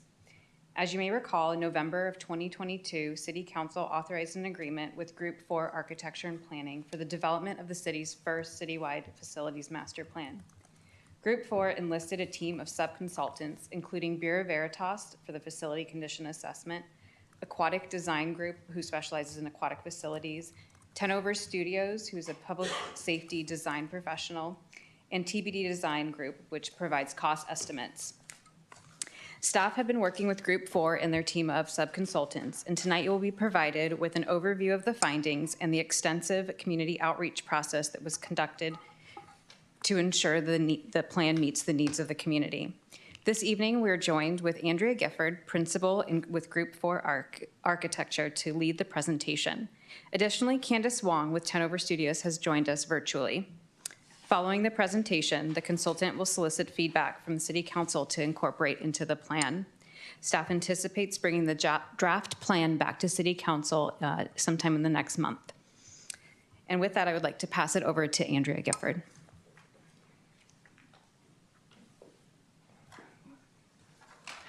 Good evening, Mayor and council members. I'm pleased to be back with you this evening to give you an update and an overview on the facilities master plan. Apologies, I have to see this and you. The agenda this evening is to review the goals of the project schedule, review the facilities condition assessment. From there, we'll go into the space needs that we've defined in two different categories, our community recreation and aquatic needs, which we engaged heavily with the community in. We'll then talk about our administrative, public safety, and service needs, present facility options, and a draft implementation plan for your review and consideration. Early in the project, we set a number of goals. First and foremost, we wanted to assess your facility needs and the conditions of all of those facilities. We then wanted to determine growth and your future needs for those facilities. We wanted to then engage the Newark community about the variety of community programs and space needs, specifically as it relates to aquatics, recreation, community, and arts, and then develop recommendations and options with supporting cost estimate, and then in the end, create an action plan to hopefully guide and improve the future decision-making about programs, services, workflow, and facilities for your community. We set out with a schedule. It probably started slightly shorter than this, but understanding we really wanted to make sure we reached out to the community at large and gather a lot of feedback. We wanted to make sure we had adequate time for 2 rounds of engagement throughout the process. And so you can see the 4 tasks listed below that really fulfill the goals that were identified on our previous slide. Throughout that time, we've been meeting with what we call our project management team, which is city staff, for their guidance. We conducted facility tours and interviews with all of your city staff at each of your facilities. Again, conducted 2 rounds of community workshops and meetings. I'll go into the more detail of those within the presentation. And then here you can see concluding the work with our presentations to you tonight and in the future. We're going to begin with the facility conditions assessment. This is the work that was led by Bureau Veritas, a sub-consultant of ours. The map up on the screen here identifies the 18 sites that we were investigating. Some of these sites contain more than 1 facility, which is why there's 24 facilities, but only 18 sites. We categorize the facilities into a number of different groups: community and recreation facilities, your library facility, aquatics facility, public safety, administration, public services, and then identified a number of your vacant facility, including your old fire station, the old Newark Library, and Watkins Hall. We begin the facility condition assessment with a pre-survey questionnaire for city staff and your facilities staff to fill out. We also reviewed existing data provided by Public Works. We then conducted a pilot site assessment, at which point we tested a site, provided a full sample report. At this point, we really wanted to make sure that before we launched into all 18 remaining ones, we had the first one done right. Once we do, we had a good understanding of how to proceed and had a good format for that. We then went into a full assessment of all sites. The assessment was done on a multi-tier level and inspected a number of different building systems, including site and infrastructure, the exterior and building envelope, your roof and rooftop systems, interiors, finishes and accessibility, your MEP, which is your mechanical, electrical, and plumbing systems, as well as other life safety systems. The assessment identified deficiencies in each of these categories, inventoried your assets, made recommendations for those items to be repaired and/or replaced, and then developed a cost estimating or maintenance plan to address those deficiencies. We then delivered to the city a facility assessment for each of the 18 sites, a capital planning report, a portfolio of prioritization of those facilities, along with a facility condition index, which essentially provides a guide of what condition the facility is and at what stage it is, whether sort of in a positive, negative, or needing a lot of repair. The table up on the screen here identifies from that facility cost estimating plan your facility maintenance cost over the next 20 years. You can see on the first line here, this totals up to about $100 million of investment that would be needed to be maintained and implemented to keep your facilities at their current condition. These facility maintenance costs address the deficiencies noted on the previous slide with your systems, but what they do not address is increasing the building to current code, current life safety requirements, meeting current accessibility requirements, meeting new and improved or different operational needs, and or addressing any community needs that we've discovered throughout this process. The maintenance costs here also basically keep the buildings running and operating in their current condition.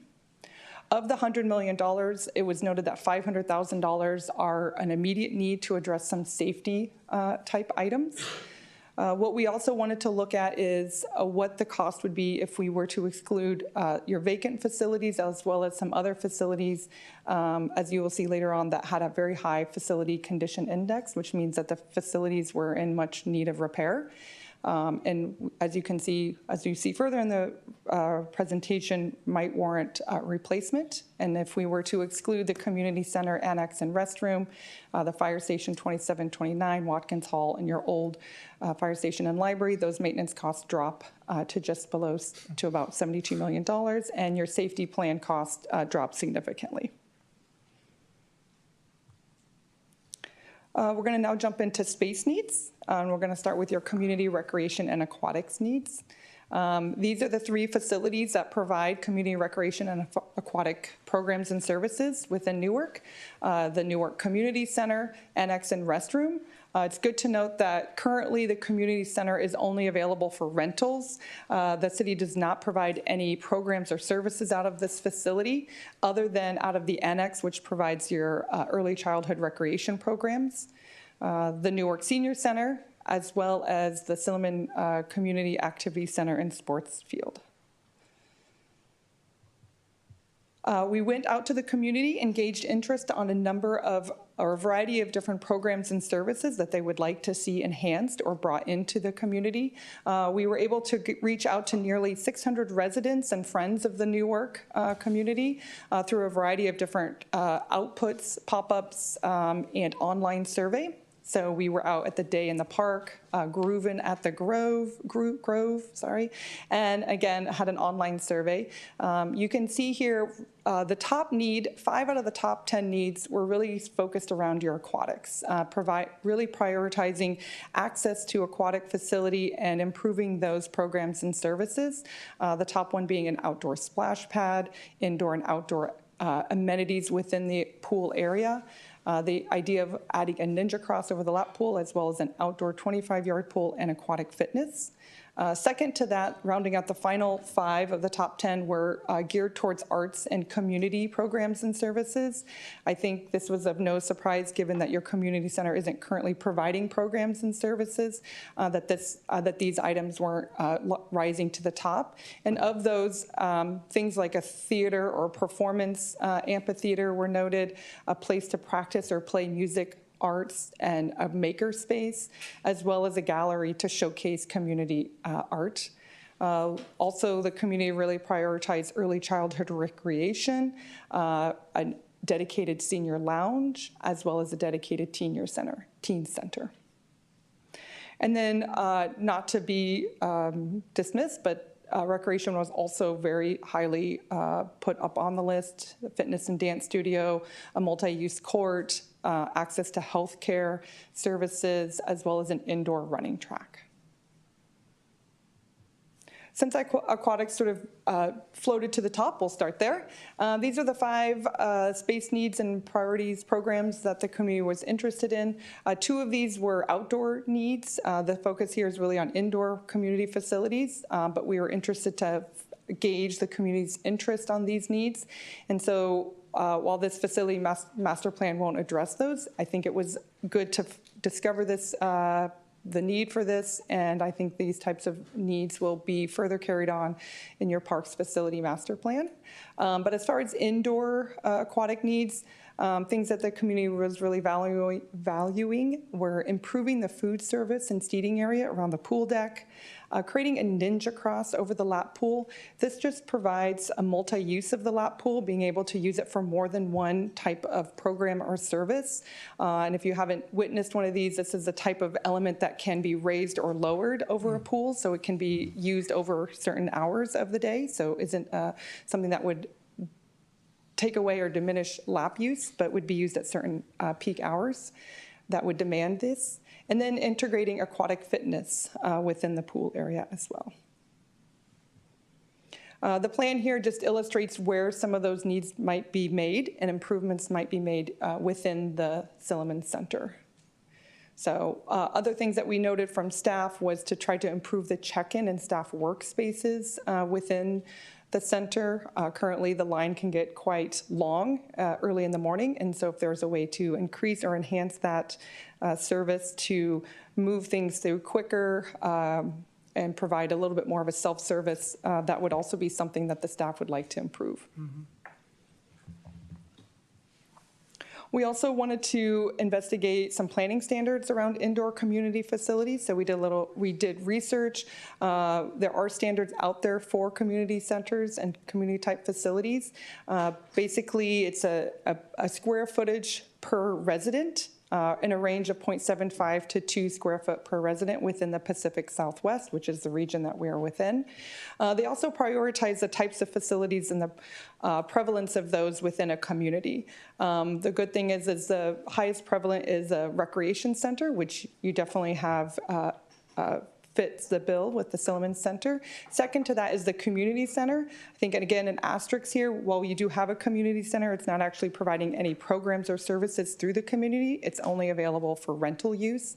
The city does have a dedicated senior center, and while you don't have a performance amphitheater, that is something that was highly valued by the community.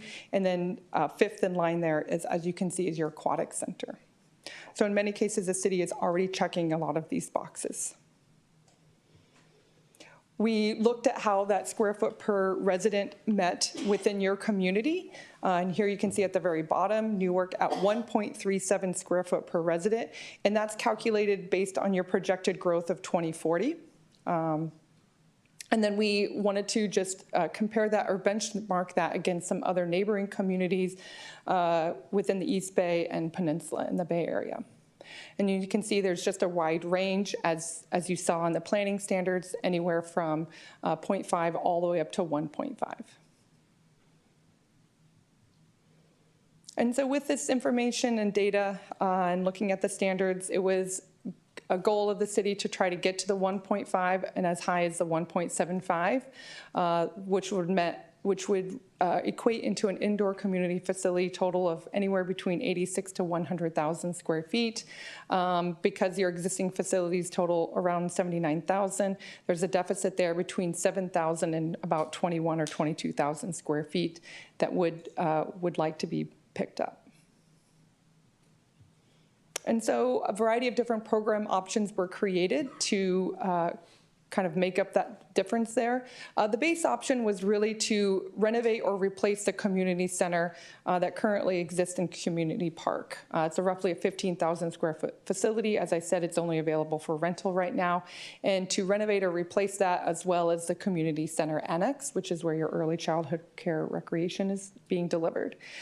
If we were to bring that community center back on board, that would bring your square foot per resident up to 1.63, so right in between between that 1.5 and 1.75.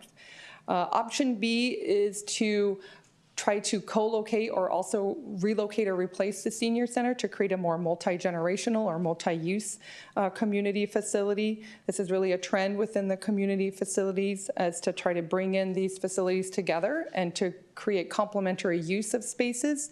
Many times the users of these facilities have different peak use. And so there's lots of opportunities to share square footage and have some synergy there to really gain more benefit for the community at large. By doing so, in option B, we're not adding additional square footage. We're just kind of relocating or replacing that senior center and co-locating it with a community center. So your square foot per resident would maintain the 1.63. And then option C is to get up to the high target of 1.75, and by doing so, we would need to expand that community complex another 7,000 square feet, so providing a total square footage of 32,000 square feet. I'm going to come back to that slide. It was a little out of order. So we developed 3 different program options based on those ranges of 25, and 32,000 square feet. The one option A, as I said, is really to sort of bring back that community center, creating a nice lobby, a community gallery, making sure we maintain the 2 preschool classrooms for your early childhood recreation programs, providing an art or maker classroom, a classroom dedicated to the arts, accompanying staff support spaces, and making sure we accommodate the Chamber of Commerce, which do have their home in the current community center. And then a big priority was a large community room, a room that can be divisible to provide some flexibility of its use, but in its open configuration could sit 300 for sort of a banquet type facility and up to 500 for an assembly or lecture, to really provide that performance space for not only city events, but for community and cultural events. Option B, as you recall, was to sort of incorporate some senior programs into this, so additional meeting rooms that would have a senior focus, but also could be used for other community events when not prioritized for senior use. Additional conference room, a dedicated senior lounge, a consultation room for access to healthcare services, as well as an area dedicated for cafe and vending. And then option C, at the largest 32,000 square feet, really supplementing the community facility with a variety of additional arts focused spaces with a dance studio, music room, and an arts and ceramics studio.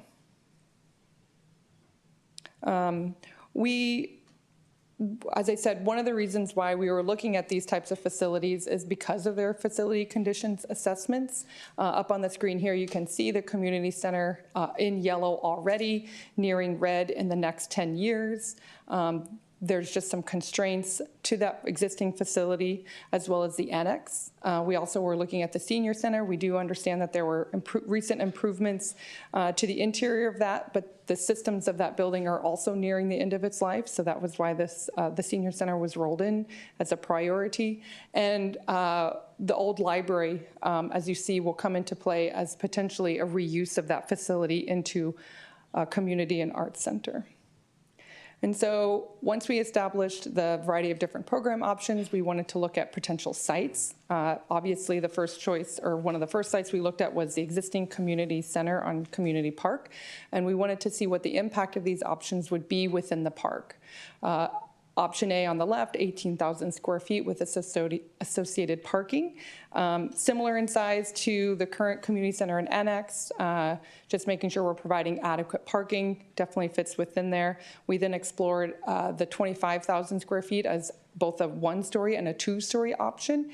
And then even at the option C, the largest of that, the 32,000, a 2-story option and its associated parking, we feel can be accommodated within the existing footprint without impacting existing park use or other park amenities. We also explored the Civic Center Park, the old library, as a potential site for a new community and arts center. While the existing old library and the new base option A or similar in size. What isn't allocated in Civic Park is additional parking to meet the demand of a new community center. So there would be an increase of parking. There could be opportunities to share the existing Civic Center park, but this community center would operate during the day, and so there would be some additional parking that would be required. And you can see as we move into option B and C, the need for additional parking grows as the facility grows. Because there isn't any existing parking currently, some park reuse reuse of the park would have to be done in order to accommodate the parking spaces required. We evaluated these different options with a criteria, and you can see those listed here, identifying items like functionality, sustainability, the visibility of the center, the operational efficiency, connectivity to other community amenities, how the building and parks relationship could be enhanced and complement each other, accessibility, and this isn't code-required accessibility, this is accessibility by car, bike, and transit, the environmental impact that it might have, whether the option met the community needs, and of course, cost. On the screen below, you can see the criteria of each of those different options. And while there always is a desire to renovate facilities because of the cost savings, you can see neither of those facilities were designed or built to meet the current needs of the community. So there would be some deficit loss in being able to meet those two community needs with those existing facilities as they currently stand, as well as some impact to the relationship with the park, how the community or those facilities engage the park, its environmental impact and sustainability. Obviously, when you build a new facility designed to meet the needs of the community and the programs that they are wishing and desire, those types of criteria improve. We shared all of this information with the community in our round 2 engagement. Again, we were able to reach over 500 residents within the community and gained overwhelming support to sort of maintain a new community center within the Newark Community Park. It's the overall favorite. We were able to capture a wide audience at Newark Days. We set up did a formal community meeting at the library, again, had an online survey, and then attended the tree lighting in early December. And once we asked their preferred site, we engaged the community on which option they would like to see. Over half the community would like the largest of the 3 options, the 32,000 square feet, and heard things like being able to bring in arts programs, dance, music, and studio was really some valuable feedback that we received. We also wanted to just round out this presentation, or this portion of the presentation, with addressing the recreation needs that were identified. Some things that we heard with staff as well as the community, improving the storage for the program spaces is hindering some of the services that are being provided there, and trying to look at maybe some underutilized space for additional program opportunities. And then as the community identified some future needs for maybe a multi-use gym and or court, as well as an indoor walk or run track for this facility. And with all that, we're going to now talk about the space needs for your administrative, public safety, and service facilities. These include your 3 fire stations, 27, 28, 29, your new police station, new city hall, as well as your service center, your Newark Public Works maintenance buildings. City Hall had some minor improvements. It is a fairly new facility, as we can all see here. I think most of the concerns were related to that staff has already been growing into the building, and there are already limited number of vacant workstations within the staff area. And so there's already a demand that there may need additional office or workstations for future staff. In such a case that meeting rooms have already been transformed from meeting rooms into offices to accommodate some future staff growth or current staff growth. And as well as this building was designed sort of pre-pandemic, I think we all know how Zoom and online meetings have hindered and become part of our day-to-day use. It's been identified that having some small focus or Zoom rooms within the open workstation areas would help other staff assist in making sure that those spaces are quiet and have the appropriate acoustics for those types of activities. And then the last one is the public spaces. Again, during the pandemic, online services really increased. We're seeing a decrease in the number of residents actually coming in to come for building permits and paying payment for fees. And so these counters were designed kind of prior to that change in use. And so there may be some opportunities to recapture some space and kind of utilize that space in a better way. When we look at the public service center needs, we'll start from the top right. Additional need for covered parking to make sure that those city facility vehicles are maintained and staying out of the sun. It increases their longevity if we can provide covered parking for some of those specialty vehicles. The maintenance bays that are currently laid out do not accommodate the current fleet sizes and types of fleet that the city owns, and it would be nice to have a fourth bay. The locker and break room has some minor improvements to help better separate the break room from the locker and changing areas, and some updates to the HVAC in your shop building. And the admin building, while it has some underutilized office space, those portables are nearing the end of their life and really need to be replaced with a more permanent facility.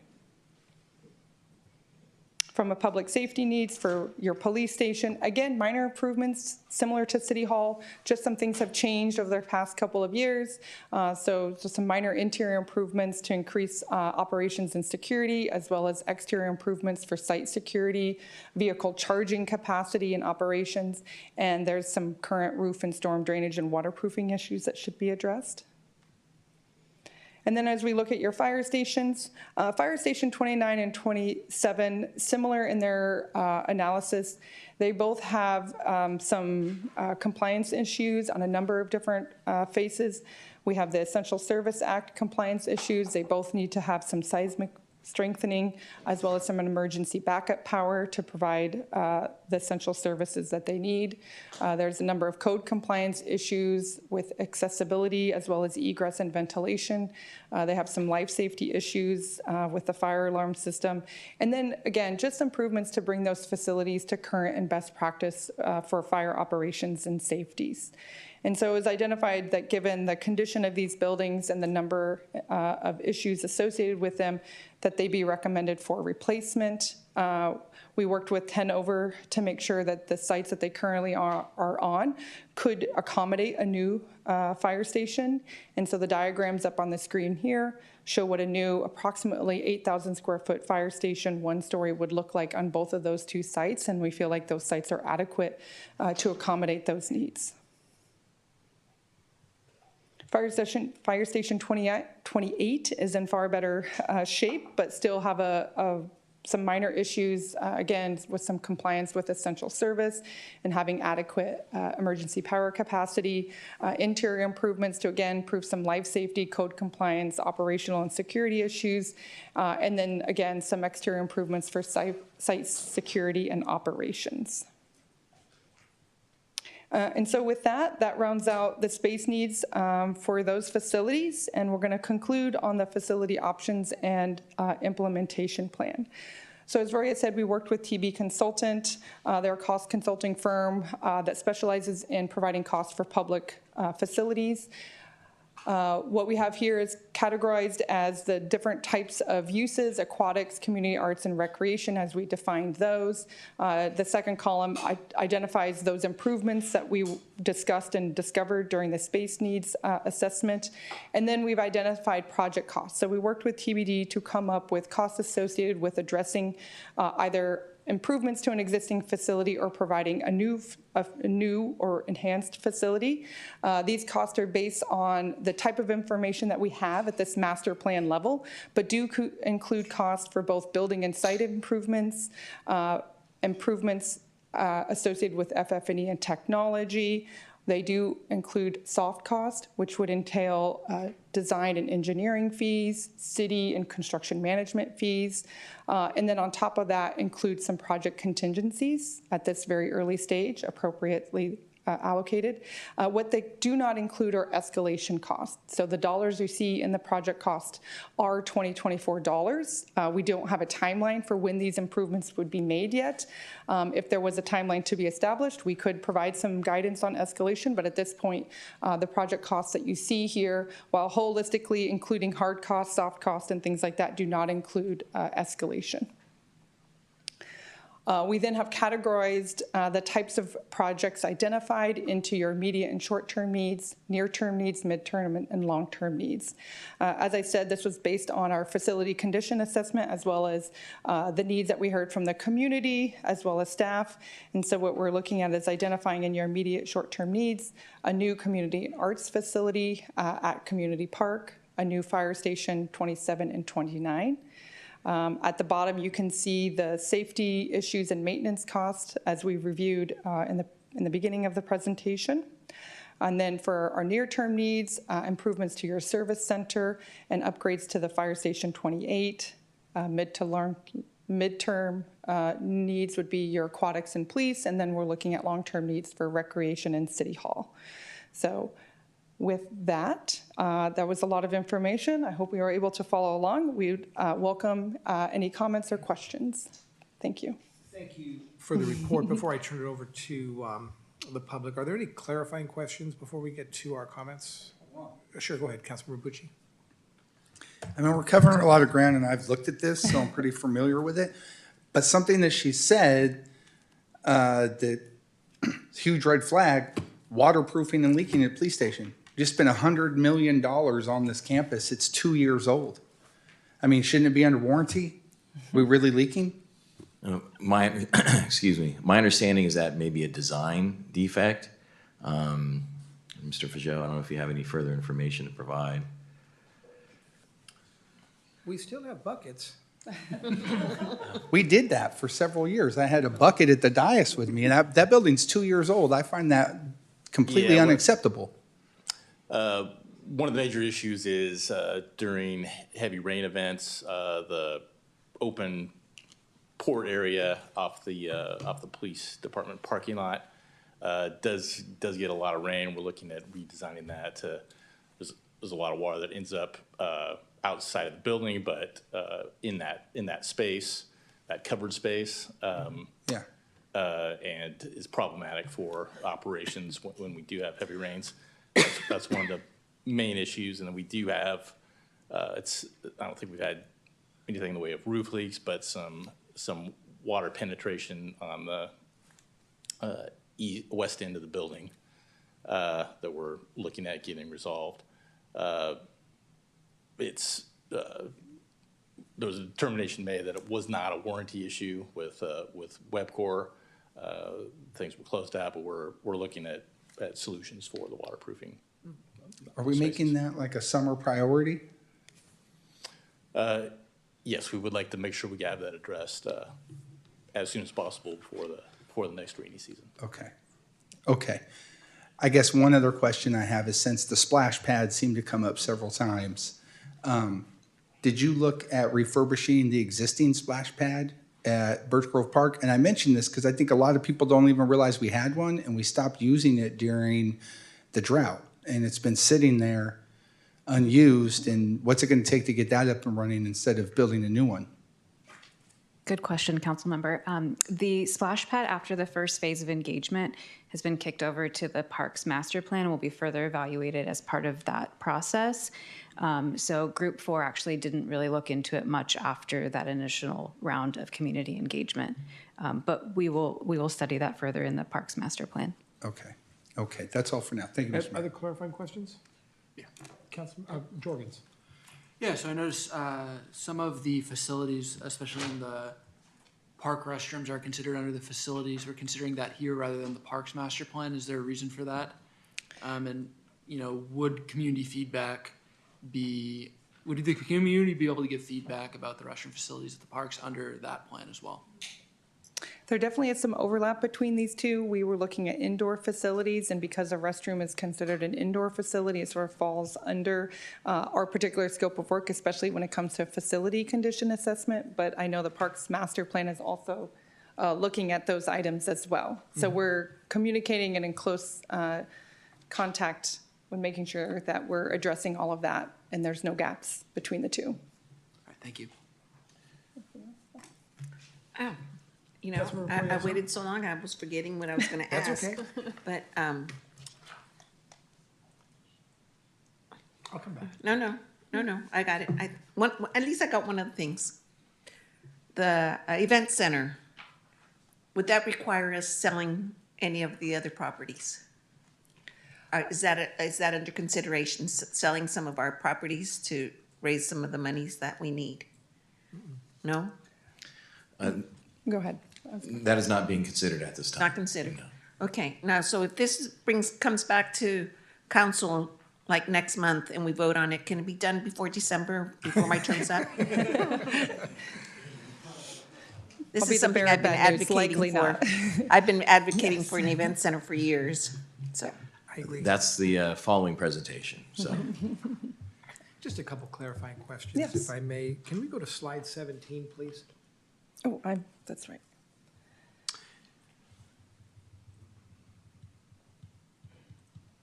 Yes. So on option B, we talk about kind of moving the senior center and have that kind of part of that project. Yes. But in the net, don't we lose the 17,000 square feet that we had for the current senior center? Am I missing the math there? The 7,000 square feet is what your current senior center is. So we were moving the 7,000 from its existing, Okay. from that location to this. So there's no net Okay. add or loss. For some reason, I had Yeah. that bigger in my mind. Yeah. And I recognize why our residents would be most excited about option C versus option B. Were they provided the cost differential between those two? We did not provide a detailed breakdown of costs, but we did indicate that it would be sort of the $4 sign, the highest cost option, obviously, and I think most people understand the bigger, the more expensive. We shared with them a variety of funding sources that could pay for this, but yes, they're not the audience to sort of get into the detailed cost of that. So Thank you very we shared much. sort of the $2 sign, $3, $4 sign, sort of like a rating of a restaurant. The bigger you get, the more expensive the building will be. Well, it was an excellent presentation. Thank you. Any questions from those in the audience on this item? Okay, I'll turn it back to my colleagues for any last comments, questions. This is an informational item, so thank you again for the presentation, and we look forward to this coming back. Thank you, Mr. Benoon. Thank you.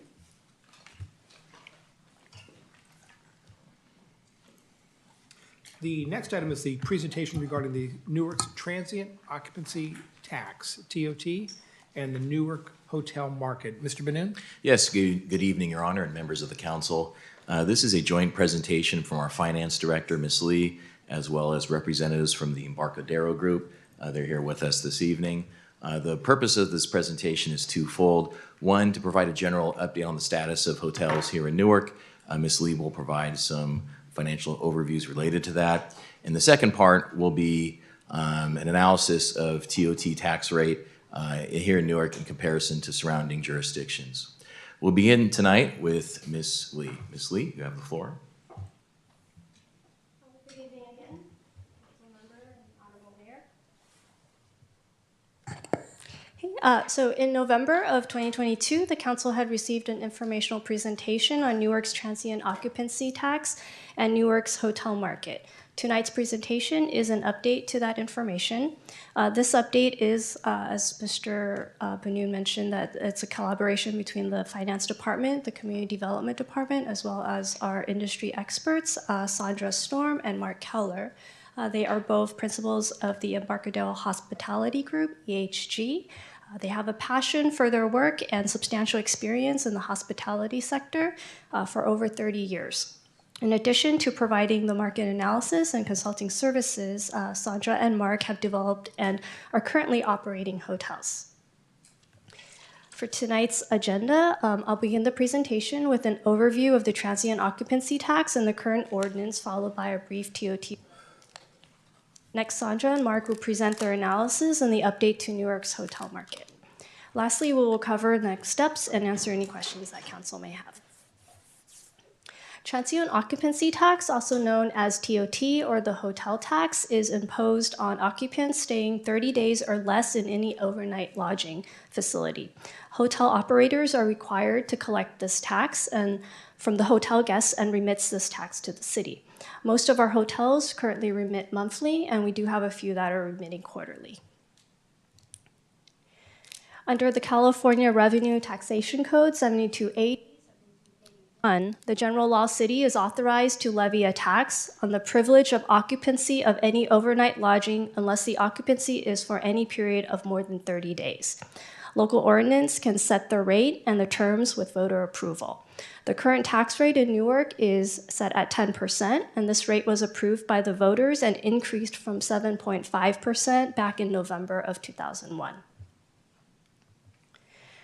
This pie chart is based on our fiscal year 2023 year-end results, and as you can see, the TOT revenue currently makes of the general fund revenue sources, and whereas the pre-pandemic percentage was actually closer to 10%.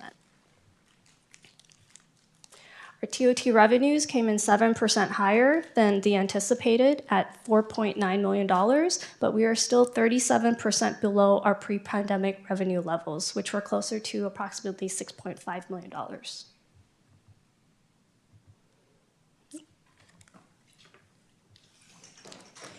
This graph here illustrates a 10-year historical and a 3-year projection of our Newark's TOT revenue. It shows that revenue growth was trending steadily upward year over year, and this was due to a combination of higher occupancy levels and higher room rates until the sharp declines that we experienced in fiscal year 2020 and fiscal year 2021. And this was mainly due to the statewide shelter in place in response to COVID-19. City TOT revenue dropped from $6.7 million in fiscal year 2019, which was a pre-pandemic year, to slightly under $3 million in fiscal year 2021. In fiscal year 2022, our TOT revenues actually rebounded, and we were able to recoup a substantial share of the TOT revenue loss. We are projecting to be much closer to pre-pandemic levels by fiscal year 2025, but this is not because the rates have fully recovered. Instead, the city has gotten more supply with the 3 new hotels that were added. This also shows the fundamental strength of the Newark hotel market as well as the resiliency, which Mark and Sandra will actually cover in more detail as part of their analysis. With that, I would like to introduce Mark and Sandra. Hello. Good evening, Your Honor, council members. It's really a pleasure to be here tonight. I know several of you received a presentation from us back in November 2022. And so it's, again, a pleasure to be here and to present to you tonight. So diving right in, and I'm Sandra, this is Mark. I am going to take the lead on the presentation. Mark will pipe in, but also available for Q&A at the end. Diving right into this next slide that we have, this is actually Newark's newest hotel. I'm sure many of you are familiar. This is the Hyatt Place Hotel that opened in June of 2023. And this hotel represents the first Hyatt brand of family of Hyatt brands in Newark, which is interesting because it brings with it all those customers who were loyal to Hyatt, where Newark previously didn't have a Hyatt in the market. It's also an upscale hotel, which is an industry term, but most of the properties in Newark are upscale properties. So it's very much aligned with the product that currently is in Newark. It's visible from southbound 880, which is notable. And then this hotel has 112 rooms. It has a marketplace, a fitness center, and an indoor pool. So just a little bit about your newest hotel here.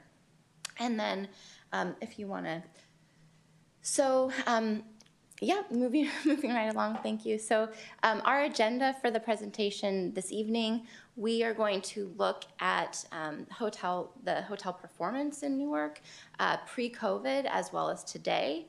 We're going to compare that with nearby markets. And then we will take a look at transient occupancy tax rates in Newark, as well as comparing with nearby markets. And then we'll talk about some recommended next steps as well.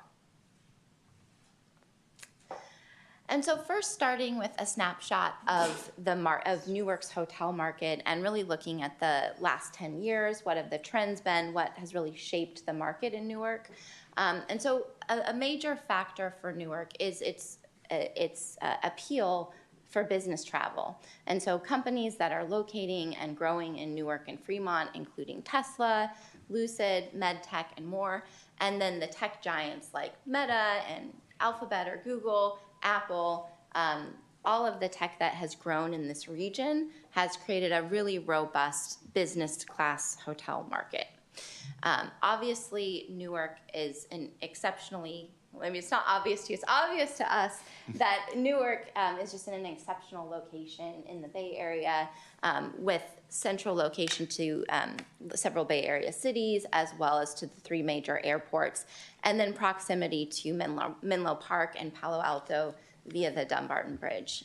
And we'll talk a little bit more about Palo Alto and Menlo Park and just what an exceptional hotel market they are. So that proximity is something that is really helpful for the Newark market. And then, of course, proximity to San Francisco and the San Jose Convention Center. And so that is kind of looking at the past 10 years and what has really defined Newark's hotel market and the growth in the market, and then kind of looking at where we're at today and looking at the Bay Area market in general in 2023.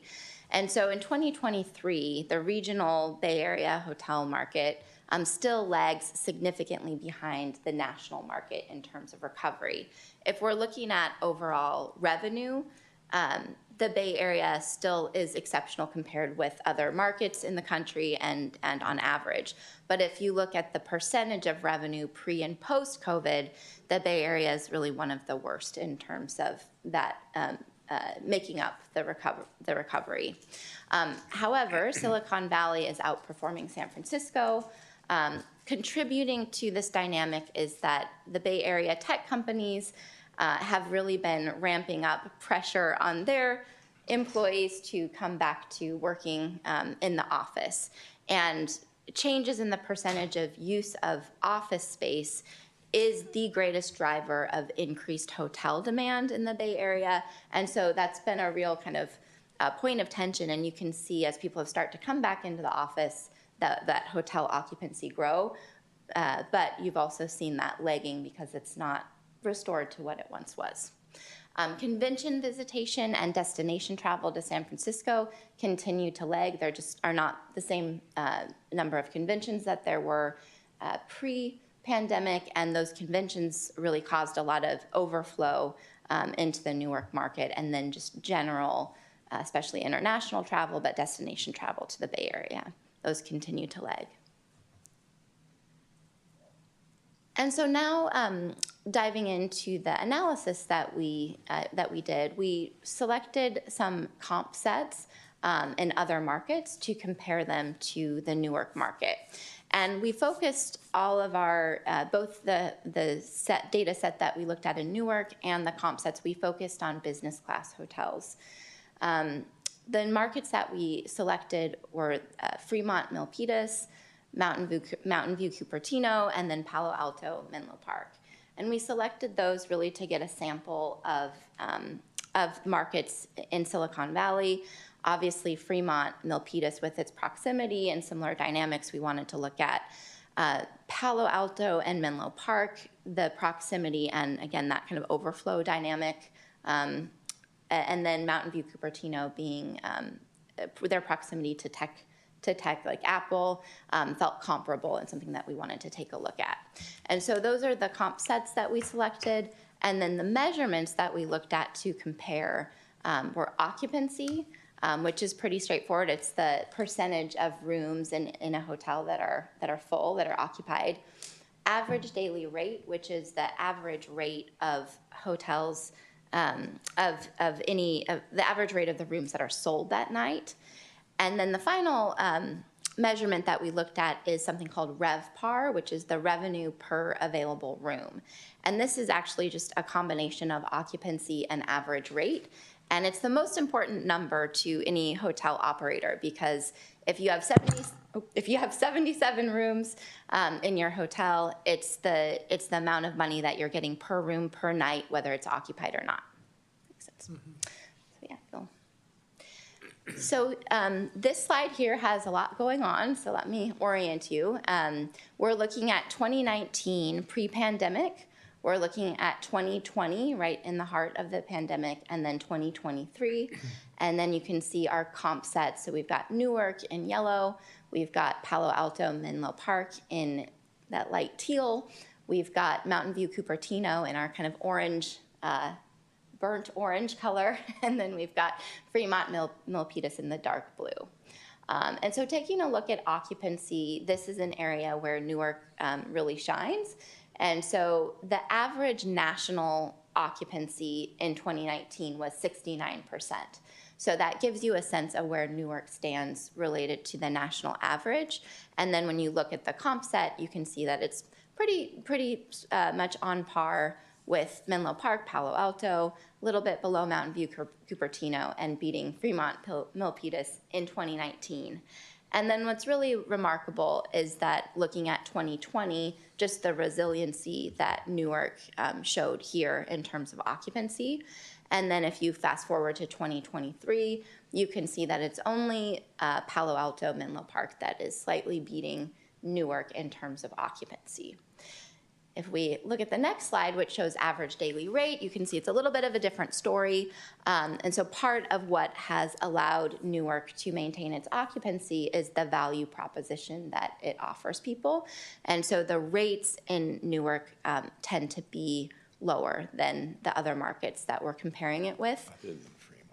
Other than Fremont, Milpitas. And so you can see in 2019 what the trend was there. You can see in 2020 that there still was a great deal of resiliency compared with the other markets, but the rate has been slow to restore. One thing I'll mention too is that back when we presented to you in November 2022, we met with the general managers and sales managers of the hotels in Newark, and we met with most of those folks again. And so in addition to kind of poring over the numbers and pulling this data out, we also had some great conversations in terms of providing some background. And just hearing from them, getting their rate back up to what it was pre-pandemic has been a big struggle.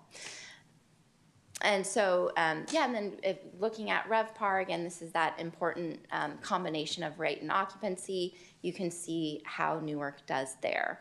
One thing I'll mention just about Menlo Park and Palo Alto and maybe why it's standing out so much there. It truly is an exceptional hotel market. It's one of the top in the world. And so when you look at Newark in comparison, it maybe looks like, we have a ways to go, but keeping in mind in terms of context that it really is an exceptional hotel market. The reasons may be obvious, but it has a very high concentration of high tech, Stanford University, Stanford Medical Center, and then that high concentration of venture capitalists there who host investors and partners, and those folks are not necessarily very price sensitive, and so they're not price sensitive. So, and then the other thing in Palo Alto is that there's very limited real estate land for commercial development, so there's a natural cap on supply. So that's partially just some context there why you're seeing that big spike in Palo Alto and Menlo Park. The benefit for Newark in terms of that is that we are so close in terms of proximity. And so that's something that can really benefit us. Yeah, and I would just say if you take a look at this and just think of it as revenue in a way, revenue per room, look at how much Palo Alto and Menlo Park dropped during the pandemic. Essentially, they came down to not that much higher than Newark. And a lot of that was because Newark not just had a value proposition, but has an unusually high percentage of extended stay rooms in the upscale market. So you've got rooms where people that have long-term contracts with this or that high-tech company can stay in comfort, And they really enjoy what's in Newark because they have a wide variety of restaurants that they can get to. If they're in the services field, they can get to Bishop Ranch to the east. They can get to all of the East Bay to the north. They can get to Palo Alto and Menlo Park just across Dumbarton. They can get to San Jose just by going south. And all three major airports are almost equidistant from here. So we fly in, we're based in Portland. We always fly into San Jose or Oakland because those flights are always on time and we can make our appointments. We fly out of San Francisco almost exclusively because we want to get a full day's work in, and they have the latest flights. And so we're fine if we're late for that, and we can get home. So anyway, Newark has the best location for that, and for somebody who services the number of high-tech accounts from Bishop Ranch to Palo Alto to Cupertino to San Jose. And that's something that the market discovered on its own without any of you knowing any of that. And by comparison, the number of business class hotel rooms in this town that is roughly the same size as Roanoke Park and Dublin and Gilroy, that have very few lodgings, but is a fifth the size of nearby Fremont, you have an extraordinary number of business class hotel rooms. That's on the upside, and you get the TOT revenue for that in good times. But there are also residents that take advantage of your police, fire, medical. They need calls just like anyone else. They use your sewer and they use your streets and everything else just like anyone else. So it increases the informal number of residents in the city that you punch way above your weight class, and you're housing those residents. So anyway, yeah. Yeah, so this slide is looking at the percentage of revenue compared with pre-COVID, so comparing with 2019. And so you can see, just going year by year, that in 2020, Newark was about 49% of what it was pre-pandemic in 2019. And then if you look across the line at our comp sets, you can see that it actually did pretty well compared with those other markets. And then if you look at each year, you can see kind of how Newark did and also compared with the comped market. So you can see it kind of sunk lower, and it's stayed still above Fremont and Milpitas and Mountain View and Cupertino, although they've caught up with them, and Palo Alto, Menlo Park has just kind of has skyrocketed, although they're still at only 85%. So, so it is a story of recovery and resiliency for sure, but you can also understand for operators, 69% of what they were pre-COVID is not, it's not easy. They're still dealing with a lot of challenges in terms of that. So just for context, Mark was starting to talk about this a little bit, but just about what makes the Newark market unique. In 2019 through 2023, Newark added many new hotel rooms as a percentage, but it still outperformed Fremont, Milpitas, and many Bay Area hotel markets in terms of occupancy. And this is due to the very convenient location, like Mark was going into, the new and expanded businesses near Newark. Those make a huge difference on business travel. And then Newark's hotels cost less than many other markets. More of Newark's hotels have extended stay features, like Mark was talking about. That really helps with occupancy. And then Newark is perceived as a nicer, safer place to stay than other Bay Area options at similar price points. So just to shout out law enforcement a little bit, when we were talking with the hotel operators, they did note a real market kind of increase in patrols, and all of them spoke really highly about working with law enforcement. I think they have had some challenges over the last couple years, but from the time that we talked with them last year to this year, there was a lot of positive things to say about their relationship with law enforcement and the amount of presence. So to note that. Post-COVID recovery strengths, and so the recent expansion in biotech and EV industries really will generate overnight stays. And so just listing some of the great companies that that generate occupancy nearby. Almost 1.8 million square foot in industrial building area, and then attractive new hotels. So these are all things that bode well for Newark and Newark's trajectory in terms of its market's growth. And we really, kind of we're charmed by Newark and see a lot of potential here. So there's potential to add more industry, which would in turn result in more stays. We also think there's a potential to attract more leisure travelers. In talking with hotel operators, that's one of their biggest challenges is the weekends really drop off. So there's huge opportunity there if Newark can tell the story. Not only are we a great location to service your accounts, but we're a great location to be, to be in the Redwoods, to be out to the coast, to go into the city. There's so much that you can do being located in Newark, let alone the bike trails and the Don Edwards Wildlife Refuge, which we have walked those trails when we stay here. So, and like Mark said, the number of restaurants, these are all assets that Newark should be really proud of and make it appealing as a travel destination. Some of the challenges, so a surge of new hotel rooms in Newark, Fremont, and Milpitas based on pre-COVID demand have really diluted the revenue per hotel. And so obviously nobody saw that COVID was coming and the development was happening at a fast pace. And then when COVID hit, that has left, some of these hotels, well, it has left the market a little overbuilt. Several Newark hotels have been unable to keep up on renovation and update schedules due to loss of revenues per room since 2020. And so if you're a hotel operator, about every 7 years you do something called a PIP, a property improvement plan, and it's the way that you keep your property current and up to date and feeling comfortable and modern. But with COVID, folks who had that PIP scheduled maybe in 2020 or 2021, a lot of the companies that own the hotels here also own, a portfolio of maybe 7 hotels or 5 hotels, and all of those hotels are losing money because of the pandemic. The money that's available to do that PIP just isn't there. And so a lot of hotels, not just in Newark, but certainly some that we spoke with at Newark are struggling with that. Like, how do they keep their property up, looking nice and really appealing and attractive as they're struggling to have the funds for the PIP. Meta has faced a number of challenges that have reduced their room nights in the market, the delay of the Dumbarton Railway Bridge project, and then one of the challenges for Newark is just its dependency on business travel, and fewer and smaller tech conventions in the Bay Area is still an issue.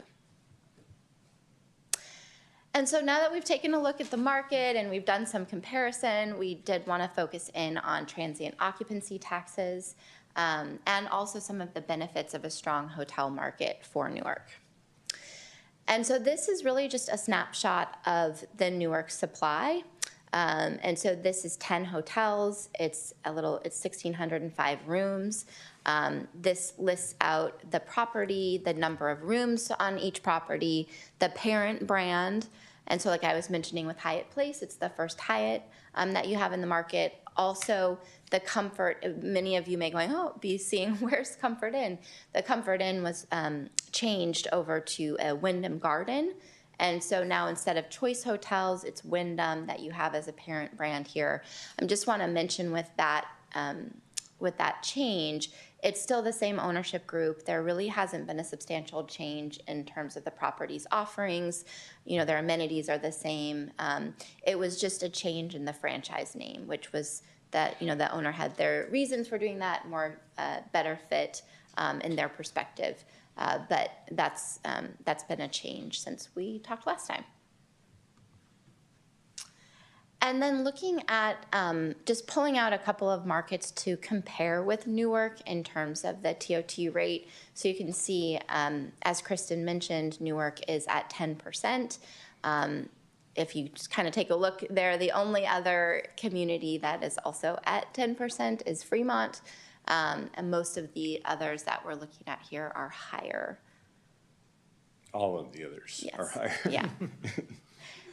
And then 3 nearby cities adopted TOT increases through public approval of ordinances in November 2022.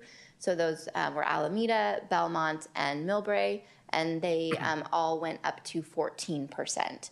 And so when we met with you last time, I think it was right before the election. And so I think we had mentioned that these were on the ballot, and all of them did pass. I think the average approval rate was 72%-ish, somewhere in there.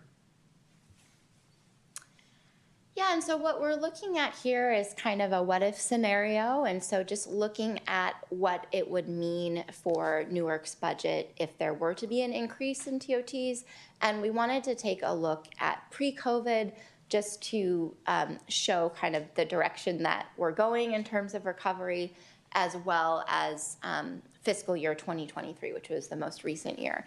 And so you can see at the existing 10% rate, pre-COVID in 2019, Newark collected $6.7 million.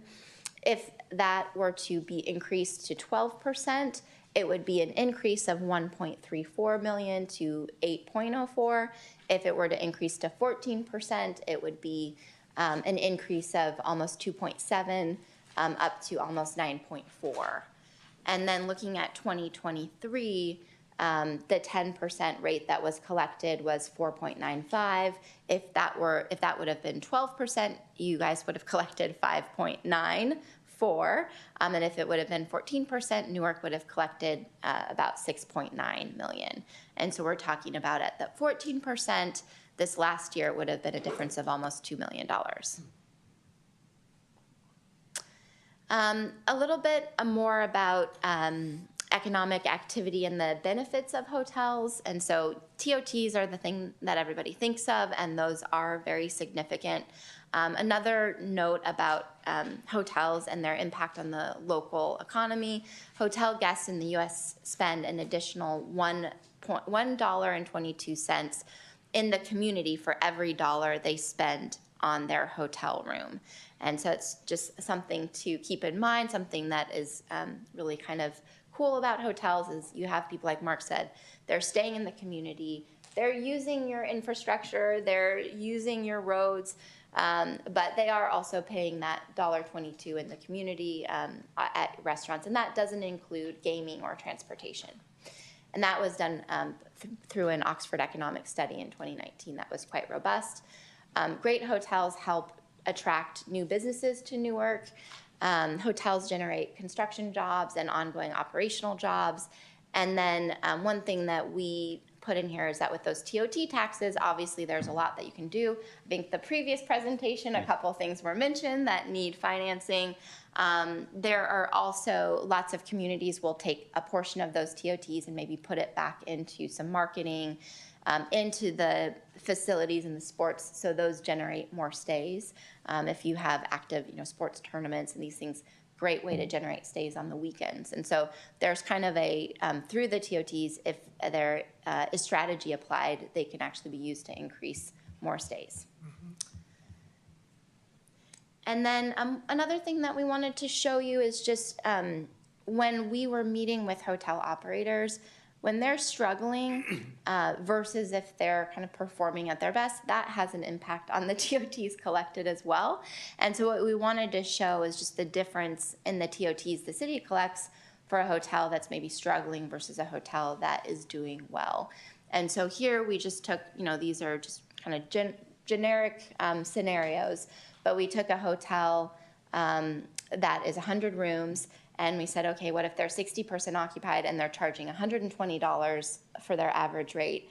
The TOTs that Newark currently collects would be about $268,000, whereas if they were at a higher occupancy of 80% and charging $180 at that 10% rate, Newark would be collecting $525,600, so almost a difference of $257,600. So just this is in part to talk about when we were talking with the hotel operators, just the interest in collaboration and the interest in working together with the city and with each other to kind of rise all tides there. And I thought I'd mention here that Newark's in a really enviable position right now.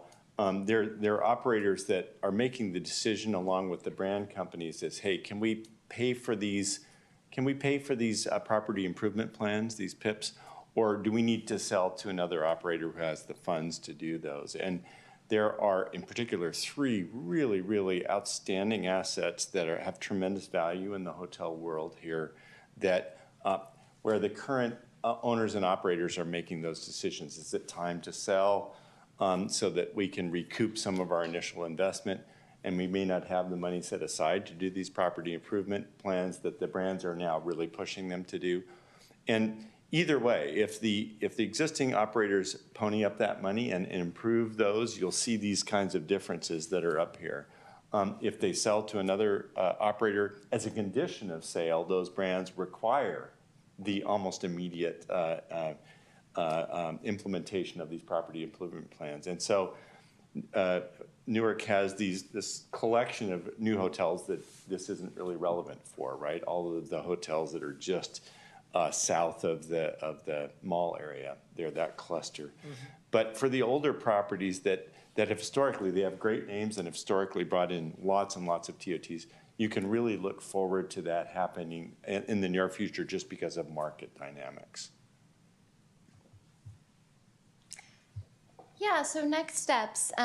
Well, one thing that I wanted to mention is that I believe that next on the agenda, there's some discussion about polling to gauge community interest in a TOT increase to support, for example, some of the items that were presented in the presentation previous to us, the facilities master plan. And so that's something I know that's going to be discussed today, but that really is about moving forward, passing an increase on the transient occupancy tax and really gauging the community's perspective on that. Another next step is just to continue to monitor the hotel statistics. Obviously, if you know what's happening in the market, it helps to shape what your strategy as a city can be, and just being aware of what is happening in the hotel market. There's a lot of good data out there that can be pulled, and obviously we've been pleased to provide some of that analysis. Continued communication with hotels to understand challenges, strengths, and opportunities, and then again considering submitting to voters a potential increase to the TOT rate. And we've presented in discussions with everyone seated at the sides here, pretty much everyone here. It's been great to present them a lot of nuance that it's not possible to go through in this brief of a presentation. So. Yeah, but I think we're available if you have any questions.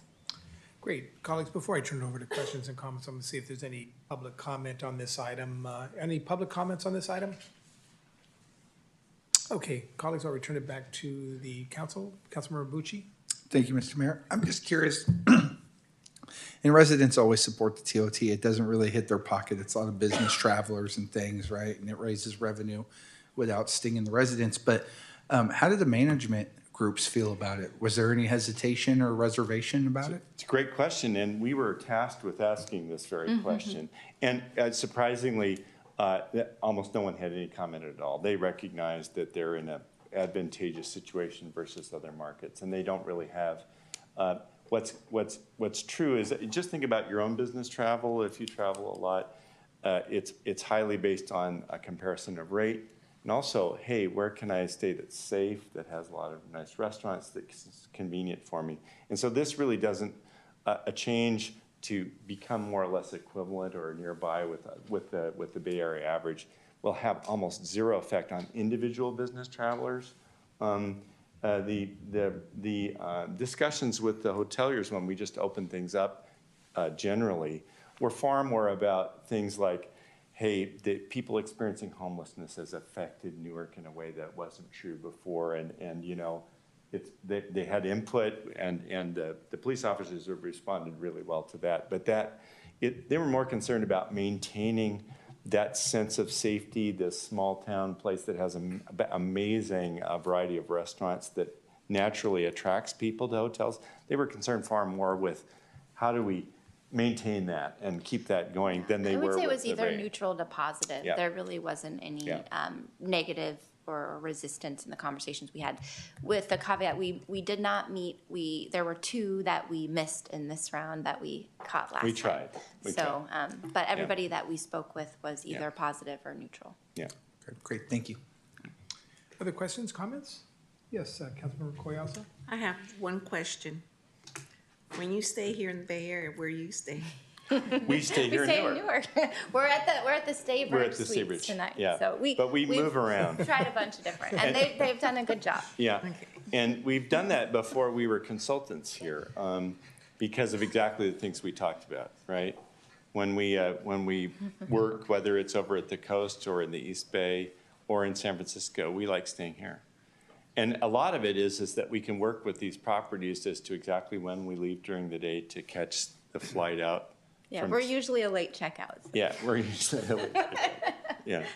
So, and I have to say that if I was just looking at population of Bay Area cities, and you're roughly 1/5 of the population of Fremont, and you have more business class hotel rooms than Fremont. And that's, sure, there's a concentration of them just a couple exits south here near Tesla, but other than that, people overwhelmingly choose Newark over Fremont because of the quality of the community you have here. I think it's because of the council members. Oh, Thank you. Just a couple questions. When this report, if it comes back, I would be interested in knowing the totality of the different rooms in each one of these different locales, just so we have that perspective, okay? Secondly, should I be concerned about the PIP and those hotels in Newark that are not putting in the capital improvement to their property? Should I be concerned about that? Yeah. Because the last thing we want to see, of course, have happen is Yeah. start to see these hotels Yeah. diminish to the point where nobody wants to stay there. Precisely. And yes, you should be concerned that there are limited things that you can do. And what I can also say, but you've been doing those things. In other words, the curb appeal is still excellent in these three properties when you just drive up. They're major brands that have huge followings nationwide. So that's a fact, and that's good. And helping with the curb appeal, again, is the enhanced patrols that Newark's Finest have been doing over the past few years because of the challenges that we've seen in every city. And the thing, though, is that the brands themselves, this is the impact of COVID was far more on hotels and restaurants than any other segment of the thing. If you think of it this way, compared to the financial crisis of 2008 and 2009, the average revenue per room dropped 18.6% from its pre-high to the worst of that. But that lasted a very short period of time, and it was just 18.6%. It was a 50.3% drop per average hotel from pre-COVID to in COVID. So without some of the programs that helped people through, there would have been just an extraordinary number of closures and keys handed back and so on. But what I'm getting to is that the brands, those brands that have the same concerns as you, but even more so, their patience is now essentially at the end of the line. And so it forces the operators of those properties that are older that needed to do the PIP to either come up with those funds or sell to someone else, because the brand won't let them keep that sign up there if they don't. And this is true. I'm not talking about any specific property here. It's true with every market in the country that hasn't fully recovered yet. Yeah, but the specific concerns are, Newark currently has a good reputation in terms of the hotel offerings that are here, and you want to keep that because it makes people think of Newark in terms of those like overflow opportunities. Yeah. The other challenge when properties aren't keeping up with their PIP is that they're going to have to lower their rates, and then that puts downward pressure on their competitors. And you notice that Newark has a lower rate than some of the other markets, and that has been something that has come up a lot in the conversations where people are kind of like, oh, I wish we would all, be stronger in terms of our rate, because then they're having to compete with their competitor is going low because they haven't kept the property up. So one of the things that can be done is for these hotels to come together on their own, and maybe with some activation on the part of the city helping with that. For fairly small investments. We've talked about the possibility of putting a website up that does a couple things. One is that a lot of people, even in Southern California, for example, when they hear Newark, they think of a lesser place that city shall that not be shall mentioned. not be mentioned. A lot of people make reservations for hotels here that are meant for there and vice versa, because it's a lot of people just don't know that Newark is what this area is called. They, occasional emails from constituents in New Jersey. okay, there you go. And you know, David was really interested in this and asked the same question. Excuse me, the Honorable Mr. Benoon. We've gotten to know everybody so well because they're so interested on behalf of Newark with some of the same questions you had. And so one of the things you could consider is carving out a very, very small part of that to help define Newark as being the better Newark, the other Newark, whatever. Somebody can come up with the right thing there at a very small expense. And then also that provides a direct link to the hotels rather than going to sort of a formal looking city website as you have and then trying to, you know, track it through there. So that's something that could be done. Already Parks and Rec people and this gentleman can speak to that and some others are actively as a part of this feedback loop, but also because they wanted to is looking for ways to sponsor sports tournaments on the weekends. And that's an active thing that's happening in Newark. It was started anyway, but it's been also encouraged as a result of this process. But I think in general, the collaboration amongst them is something we did get a sense that there was an appetite for. Yes. So that's just, you know, I think that there's a possibility there. Yeah, and certainly most cities with the number of hotels that you have would have, you know, would have been in a situation where they would have a website. You just didn't need it because you had such exceptional assets. My last comment, and I do like the idea, Mr. Benoon, if and when the residents pass an increase in the TOT is actually to set aside a portion of that for marketing efforts, things of that nature. Mr. Benoon, who kind of helps us navigate the marketing with our hotels to, you know, help them meet their needs to increase occupancy? Do we have a regular meeting with the different hotel providers to have those conversations? We do utilize our consultants to do that for us. Oh, great. Yeah, we have started to do that. We actually have a scope of work that is subsequent to this that involves some of that Great. as well. Great. And so that's something that, yeah, we would love to help participate in. And they open up to us, they provide us confidential information that we don't pass along in any public forum, but it really gives us a very, very detailed, you know, on the ground sense of what's going on. Well, I always appreciate when you come forward because, one, you always speak so highly of our community. And my last two comments, and Mr. Benoon, staff can get back to me later, back to us on a whole. I'm always interested in the level of crime that may be associated with any of our hotels and whether or not we're seeing any kind of an increase in crime at any of the hotels, because certainly we want to make sure that our residents are staying in a safe living environment. So I'm not sure. We've heard a reported decrease to some degree. Great. The one that still is there that's just a factor to some degree, but it's much less of a factor is catalytic converters. Yeah. But at least those don't carry with it the same kind of stigma in terms of personal safety that some other town, I mean, downtown San Francisco is, I guess, the perfect counter. And that's what I would be concerned about is the personal safety that folks feel. So I'm comforted to hear that that's not an issue. Yeah, and one operator that was just during the intensity of the depth of COVID, you know, with some nearby transients, really has seen a dramatic improvement in. And I think a lot of it is just the distance with time, but a lot of it is the police department has really made an effort to, especially in the middle of the night, is to come through, is to Great. drive through those parking lots. I love hearing that. Any other comments? Otherwise, this is an informational item as well. Ms. Lee, thank you for your work on this. Again, thank you for all the hard work you're doing on behalf of our city. It's appreciated. Thank you. And with that, I'm going to take a 5-minute break. Okay, thank you. Council members, I'm going to take a 5-minute break.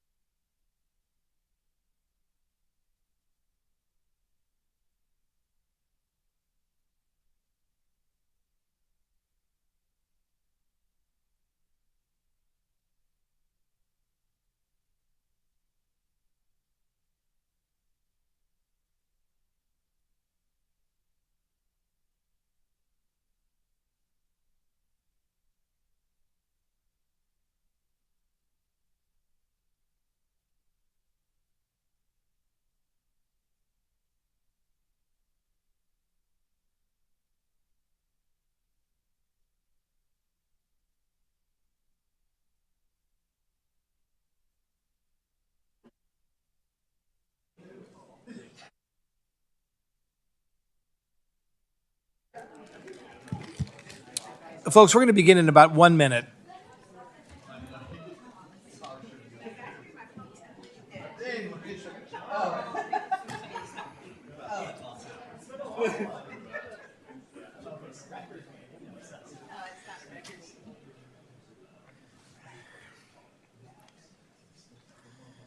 Hey, we're still 38 minutes ahead of the school board meeting.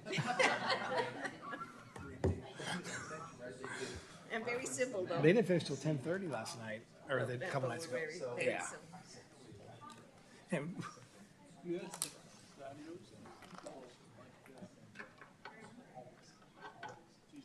Yeah. Yeah. Do you follow their meetings?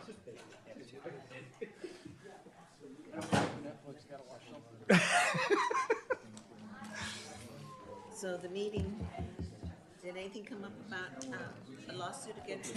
No. Oh, yes. Yes, it did. So they're texting all the parents.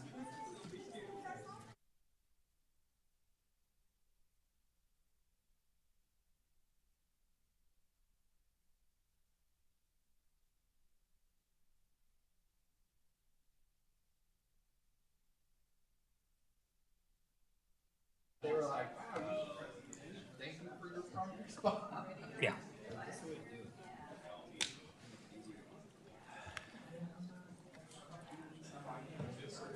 Folks, I'm going to call the city council meeting back to order.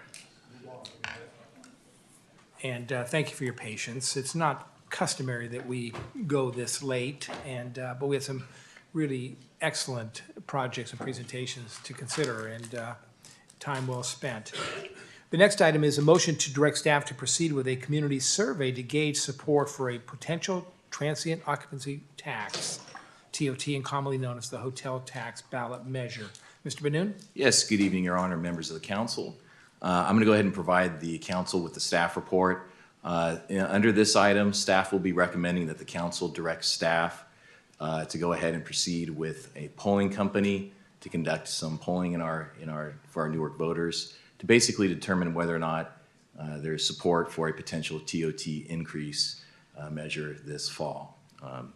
Essentially, what this presentation does is it takes the previous presentation regarding facilities master plan, reminds the council and the public that there's several millions of dollars in needs for this community and for this city going into the future, and then ties it with the previous presentation related to potential TOT increase. And essentially, this is an A plus B equals C type of presentation. In other words, there's significant needs of this community going forward, and we have possible revenue streams to implement those needs.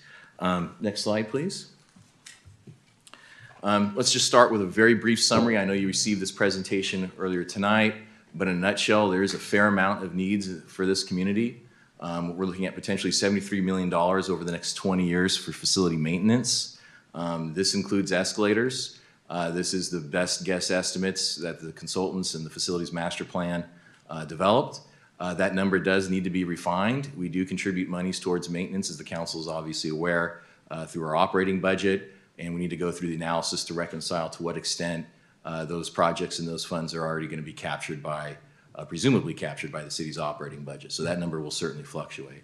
As the consultants identified, we have approximately $25 million after about 5 years or so for facility improvements. This is for repurposing some of our facilities.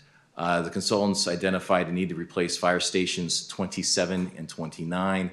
The combined cost of those stations approximately $38 million. There's no escalator there. The range that we provided in the staff report earlier was 15 to 19 million. So we use the upper end here. I do note that the county is working on replacing some of their existing facilities, and we're working closely with them, and the numbers certainly appear to be consistent at first blush. And then obviously, as the council is aware, we discussed the possibility of a replacement amenity for the community center, and those are the costs identified there. I think the bottom point here is that, the bottom line, main point here is that these costs are substantial, and we're going to need to identify significant funding sources if we're going to address these needs going into the future. Next slide. One possible funding source is Measure GG. Just to remind the council and the public, Measure GG is a 25-year, 1/2 cent transactions and use tax, TUT, that's what it's technically called. In the everyday vernacular, that is what we would call a sales tax. They're fairly synonymous. As you can see in this chart here, in the blue line, that is projected revenue for Measure GG going into the future. Currently, we're estimating for the year end of fiscal year 2024, almost $7 million. And after 5 years, going close to almost $8 million, well, $8 million. The orange line there at the bottom, that notes the scheduled repayment obligations that the city currently has with regards to the Civic Center debt. This is as I said, it's a sales tax measure. That's a general fund sales tax measure. So these funds can be used for any legitimate government purpose. As the council is aware, the council previously adopted a policy statement expressing intent that these funds would be used for the construction of the Civic Center complex. But as I indicated earlier, it is a general fund sales tax that can be used for any legitimate government purpose. And the ballot language at the time certainly indicated that as such. And it was kept fairly broad and did include the possibility of using it for city facilities. So the point of this slide is that the revenue that we receive from Measure GG is far in excess of the debt payment obligations. The difference right now, as you can see, is $2.4 million. Over time, that will grow to $4.1 million. And I think there's a couple of reasons that explain that disparity. I think first, when we went out and issued debt for this project, we of course used conservative sales tax numbers several years ago. And sales tax will generally increase over time. It is inherently volatile, but it will increase over time, generally speaking. So we did use conservative numbers when we went out and financed the construction for this facility. And then secondly, the bond payments are just incredibly lower than we had anticipated. When we went out to bid, the interest rates were 2.54%, which is just incredibly low. Right now, the interest rates are about 4%. Given our awesome rating, we're probably somewhere around 3 to 3.5% is what we'd be able to secure if we started issuing debt at this point in time. That's something that we would have to certainly monitor if we wanted to issue new debt to pay for these, potentially pay for these new facilities. So again, the point of the slide is that we do have substantial Measure GG funds. The current year-end balance is expected to be approximately $15 million. So we're obviously well below budget with respect to the construction of our new Civic Center. We do have significant funds available to pay for some amenities, but as the previous slide indicated, clearly millions and millions of dollars is certainly needed. Next slide, please. We did look at other possible revenue sources to supplement the use of Measure GG towards the facilities. The green bar there at the bottom, that represents the existing TOT rate of 10%. And then that's for fiscal years 25 through 29. So those are the projections that we have. That assumes a 3% year-over-year growth. The blue line represents what the TOT would be if the city did have a 14% TOT rate. And then the orange at the top represents the difference between the 14% TOT rate versus the 10% TOT rate. So as you can see, for fiscal year 25, you're looking at an additional $2.5 million in potential revenue if the city were to have a 14% TOT rate. Next slide, please. We did take the liberty of speaking with our financial consultants. I just want to note that these are just very, very numbers, and I'm going to walk the council through the numbers on the screen. But in a nutshell, if we are to apply the existing fund balance of Measure GG, issue new debt for Measure GG plus a potential additional 4% in TOT revenue, then the city would have available approximately $120 million to be used for any legitimate government purpose.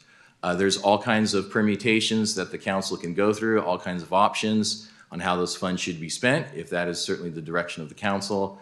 As I indicated earlier, there's a fair amount of needs in the facilities master plan, but here's just a couple of permutations that are possible. I do caution that these numbers, again, are very, very conceptual. The facilities master plan is just a very basic conceptual plan. It is not refined. It is something that if this is what we want to pursue, we would certainly have to go through the path of further community engagement, refining those numbers and coming up with something more precise. But these are the options that could potentially come into play. Should the council provide direction to use Measure GG, and should the voters enact an increase in TOT to 14%, then the council would have available to it $120 million could be spent in this way. Option one would be construction of a new community center to replace the existing facility. Under option B, that would be $44 million. You would also have $38 million available for the replacement of the 2 fire stations. And then you have $38 million to use for other activities. And in this line item, you're suggesting would be used towards the $70+ million maintenance obligation. Under option 2, you could go with the larger community center. That would cost $56 million, and then the replacement of the fire stations. And then you have the remaining balance of approximately $26 million that could be used towards existing facilities maintenance. Again, these are just very, very basic conceptual numbers. The point here is that if we want to go forward with an increased TOT measure, the time to do that would be now, in speaking with the consultants, the polling consultants. Obviously, this is not some sort of definitive, fully fleshed out plan. These numbers are fairly conceptual in nature. I just want to make sure that the council is aware of that. Next slide, please. There are a host of other needs for this city looking to the future. As the council is obviously aware, we're very active right now with our plans looking to the needs of the future. And these are all the plans that are currently under development, and they're all in various phases. And as these plans do become final, there'll be certainly a fair amount of recommendations as to action items that should be implemented along with accompanying time periods. I put this on the slide asked the slide to be put together simply to highlight that there are a lot of needs going to the future. And if a TOT measure were to be passed by Newark voters, it could be used for any legitimate government purpose, and that would include implementation of these plans. A lot of these plans, as indicated in the staff report, there's a chart there and a table that shows there are potential available funding sources for these plans, whether it be community development impact fee funds, general operating budget, CIP funding sources, county measures, grant opportunities, things of that nature. Those are all identified in a table in the staff report.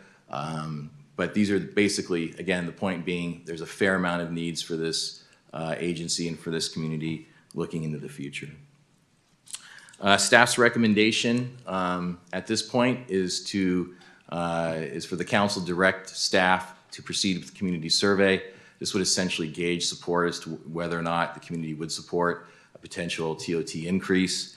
I would recommend that the city sign a contract with Godby Research. They've conducted a fair number of polls for us in the past, and their performance has been more than satisfactory. I did preliminarily reach out to them. They would go out to field in the second half of March, give some time for the voters to adjust from the whatever you want to call it, adjust from the primary election that's scheduled to take place in a couple of weeks, address any voter fatigue by waiting a week or two, and then in the second half of March, go out to the field. They use a variety of mechanisms to reach out to the public. Polls are generally conducted over the telephone, over the internet. They text members of the public, email them, and do telephone calls. Should the council provide this direction, the firm would come back to the council later in the spring with the outcome of the polling results. That concludes my report this evening. I'd be happy to answer any questions that the council may have. Thank you, Mr. Benoon. Before I get to council questions or comments, is there anyone in the audience who would like to speak to this item? Thank you. Council, colleagues, questions? Councilmember Bucci. Thank you, Mr. Mayor. Mr. Benoon, is that the same firm that did the survey for GG for us? Correct. Okay, perfect. Thank you. And they've been fairly accurate. They have. Yeah. Vice Mayor Freitas. Yes, Your Honor. Thank you. Mr. Benoon, when is the deadline to the surveys coming in and to put this measure on the ballot for the 2024 election? So we've timed this so the polling company can do this at an appropriate time period. You got to be careful as to the timing of when you do do these community survey polls. because there's external factors that could influence members of the public. You're looking at the primary election.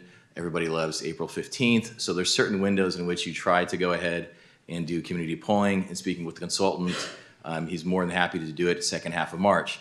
Following that, we'd come back to the council after we've had the opportunity to review and digest those numbers, present them publicly to the council, to the public. Council would be able to ask questions to the polling company. And then at that point, should the council decide to proceed with placing a measure on the ballot, council can then direct staff to do that. It would take a fair amount of political machinations, if you will. We have to come up with the ballot process, direct the city attorney to prepare an impartial analysis, figure out exactly what the ballot language would be, and all that stuff would happen probably around May-ish, June, something like that. And then we'd have a firm deadline to get to the registrar of voters, I believe, in July. Early August at the very latest. So this is about the time that we would want to, if we're going to go ahead and place a tax measure on the ballot for this November, the time to do the polling for that would be now. And if the measure passed, when it'll be effective, or the charge in the hotels will be on January 25th, or will be on the 26th, 25? 2025. 2025, okay. Thank you, Your Honor. Thank you. Councilmember Jorgens. Do we have a sense if other local jurisdictions, whether it's the county, the school board, are going to be also placing revenue-raising measures on the ballot? My worry would be that, if there's, several different revenue-raising measures, that would create a lot of noise that we wouldn't be factoring in this polling. Right. That's a fair question. I think there's always going to be a fair amount of noise at any time there's some sort of an election. There's always going to be tax measures. I do speak and confer with my colleagues throughout the county. Other agencies are looking at potential tax measures. If memory serves me correctly, I believe we're the only ones in the county that would be looking at a potential TOT increase, but that's certainly not something that I can be quoted about. But we're happy to do that research. I don't know to what extent the school district is going to proceed with some sort of bond measure. I know that's something that was being discussed. I don't recall anything from the county other than the what's the measure? Charter amendment, but there's no financial measure from the county this November, 2026. So at this point, there's just basically there's no guarantees as to what's going to be on the ballot. We won't know until July, August. Thank you. Thank you, Mr. Benoon. Now, just a real quick question on the survey that will be conducted. Will it be a broader survey, not just focusing on the TOT? Will it also focus on utilizing Measure GG funds, for example? Will it be a broader survey or just more focused? In my experience in working with this consultant who's very skilled, they do ask a fair amount of general survey type of questions just to get the pulse of the Newark community before they go into the issue at hand, so to speak. I can certainly ask them that they include some comments and questions about that. But I think that would be a fair amount of information, helpful data to inform the council as to use of those funds. Especially if we anticipate coming back to the public in the future or on a bond measure, it might be interesting to kind of gauge their interest in that issue early on as well. Thank you. The next item on the agenda is I'm sorry. Yes, is there anyone in the audience that would like to speak? I already did that. Right. I'd like to. Sorry, we need to take a vote on this item. I need a motion and a second, please. So moved. Moved by Councilmember Jorgens, by Vice Mayor Freitas. We're not used to working this late. It's okay, I've only been up since 4:30.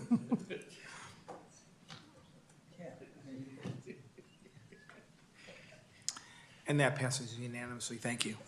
Thank you, Your Honor. The next item on the agenda is the 2023-2031 General Plan Housing Element Overview of Non-Substantive Revisions after Adoption. Mr. Benoon? Yes, good evening, Your Honor, members of the council. This is an informational item. If the council may recall, council adopted the housing element last fall. I am pleased to report that the city did receive a letter of substantial compliance from the state of California. So we were very pleased to receive that letter at the tail end of last calendar year. It was a nice holiday gift for the city and city staff and council, and we're certainly more than happy to receive that letter. In the process of finalizing the housing element, that was adopted by the council and submitting it to the state. The state did require a number of changes. The council did authorize staff to make non-substantive changes. And tonight, our Community Development Director, Mr. Stephen Turner, will provide the council with a brief overview of the changes that were required by the state. Mr. Turner? Yes, thank you, Mr. Benoon, and good evening, honorable council members, Mayor Hannon, Stephen Turner, your Community Development Director. Mr. Benoon gave half my presentation in his opening remarks, so the rest of my presentation will be quick. We'll go over just a brief overview of the timeline for the adoption of the housing element, and then go over into a little bit more detail on the non-substantive revisions that the state required us to make and the next steps going forward. So as Mr. Boone mentioned, the City Council adopted the housing element on October 26th of last year, knowing that the state had a subsequent 60-day review until the end of 2023. And during that time, we expected that the state may ask additional revisions of our housing element. And so within the adoption resolution, City Council asked that the city staff return to the Planning Commission and Council within 60 days post-certification to discuss any revisions that we needed to make in order to be certified. So after the October 26th adoption date, we submitted that draft to the state for their review in early November. And sure enough, the state did identify additional revisions that they wanted us to make, and I'll be speaking with those in just a little bit. We made those revisions in a draft document and submitted that for public review on December 1st for 7 days. We then resubmitted the housing element to the state on the 11th, and as Mr. Boone mentioned, the HCD certified our housing element on December 21st as substantially compliant with state law. So there were 3 categories of revisions. Number 1, the analysis of development constraints, analysis of housing sites, and additional program commitments and revisions. And so as we mentioned before, we consider all these changes to be non-substantive changes to the council-adopted housing element. So the first category, analysis of development constraints, the state wanted us to provide a little bit more detail in the narratives about our development standards and requirements, including setbacks, lot area and coverage, parking and open space, and minimal commercial space in mixed-use zones. So it was a narrative to really kind of describe to the state and the community really kind of our universe of requirements for development within Newark.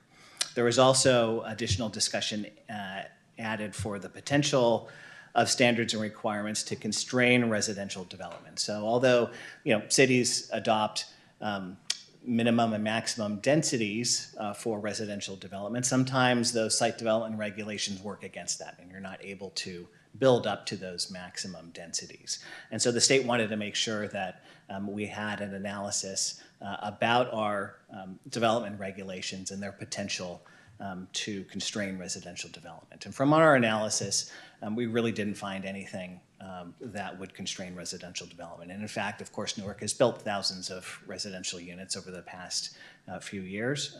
And so I think our codes really reflect our ability to move forward with housing. Second category was more of a detailed analysis of housing sites, and so we provided additional information about those projects that are in process and the steps that are remaining for those projects to be complete through the entitlement process. We also added a little bit more detail in the small sites analysis, meaning these are the small lots that we identified as housing sites within the housing element and their potential for lot consolidation. The state was perhaps a little skeptical about smaller lots combining to create a larger lot for development, but we've had a number of projects over the years that did just that and took adjacent smaller lots. A property owner was able to merge them together to create larger sites, so that we provided more information about those projects within the housing element. And then we added more context and information on the realistic capacity evaluation. So within each site, we estimated the number of units that could be built on the site, and the state just wanted to see more information about our methodology on how we came up with those numbers. And so we added that to the housing element as well. The third and final category was additional program commitments and changes to specific programs within the housing element. There's about 6 changes that we had to make. In program H2.3, we will be looking at the Four Corners retail area within town. It's a high opportunity area for residential development. We'll be pursuing a Four Corners area plan to establish residential uses in select places within the Four Corners area. And the state wanted to make sure that when we adopt residential development standards, that they would be those standards would be able to facilitate the maximum residential development on those sites. In program H2.11, they wanted us to accelerate our lot consolidation incentive program to adopt a program by mid-2025 rather than 2026. Similarly, in program H35, we have a program to look at our parking standards to again make sure that they're not constraining residential development. They wanted that to happen earlier in mid-2025 rather than at the end of 2025. So we went ahead and made those changes.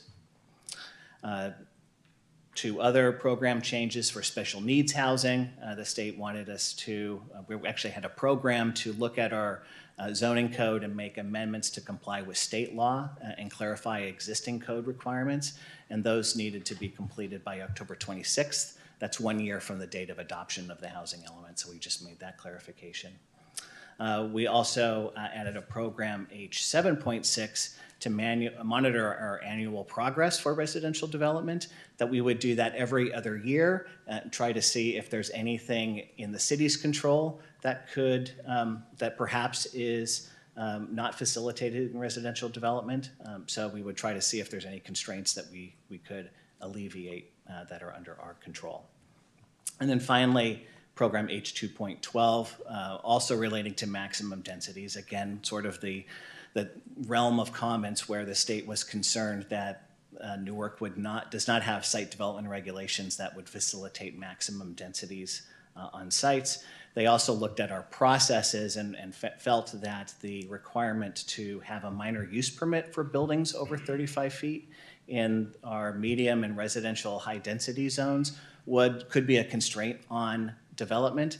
We tried to make it very clear to them that it hasn't been a constraint and that we have multiple opportunities to control taller buildings adjacent to lower density residential districts through design review and other mechanisms. But they really felt that the minor use permit was a constraint for development. And so they directed us to remove that. We haven't removed it. We have to come back to council for that action, of course, but that is part of the program now, is to remove that minor use permit requirements. We also will be taking a look at whether or not the 60-foot maximum building height in commercial mixed-use zone is a development constraint for residential densities as well. Again, all of those comments, the state is concerned that perhaps our site development regulations might constrain building to the maximum densities. That is really kind of the bulk of all of the changes that the state asked us to make. And they were relatively straightforward. We did push back on the minor use permit, but they felt very strongly that that needed to be included in the program because we have other ways that we can control design of buildings adjacent to lower density residential districts. We felt that that change would be satisfactory to make. All of the changes are contained within the housing element that's posted up on our website at newarkhousingupdate.org. And we're anxious now to move on from adoption and certification into implementation.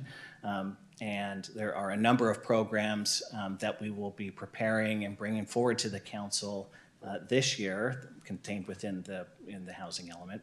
But as you also recall, council had an affordable housing work plan adopted a number of years ago to take a look at a local preference policy, a first-time home buyer program and mortgage assistance program, as well as changing our codes to require inclusionary housing, meaning providing units and building affordable units with new residential development. Currently, of course, we collect fees in lieu of providing units. We're going to switch that around, or at least take a look at that, and see if it makes sense to include inclusionary housing requirements as part of our project. So we're actually making progress on all three of those items, and we're looking forward to bringing those forward to council this year as well. So that concludes my presentation. I'm happy to answer any questions you may have. Thank you, Mr. Turner. Is there anybody in the audience that has questions on this item? Colleagues. Councilmember Collazo. Thank you, Your Honor. Mr. Turner, the parking, what is it that they wanted us to change there? Don't tell me they want us to go lower parking spaces per unit. They are pushing most jurisdictions to go lower in terms You're of parking. kidding. They At this feel- point, we're at Yes. 1/4 per apartment unit. We're very competitive in terms of our parking requirements with other jurisdictions. From the state's perspective, parking is very expensive, and it is, and that's true. To build structured parking in particular is very expensive and adds to the cost of projects. And so they want us to go through that analysis to see if in fact our parking standards are a constraint to development. We may find that it's not, we may find that it is, and we'll be having those discussions internally and certainly with the Planning Commission and the council about how to best move forward on that. Thank you. Other questions? One clarifying Yes, question for me. Councilmember Jorgens. A couple of times it said mid-2024, mid-2025. Is that a specific date, or is it? Typically, it does mean end July of June. 1. Yeah, July 1st. Thank you. Mr. Turner, thank you again for the report. Just a couple quick questions. If we could go to slide 9, please. Okay.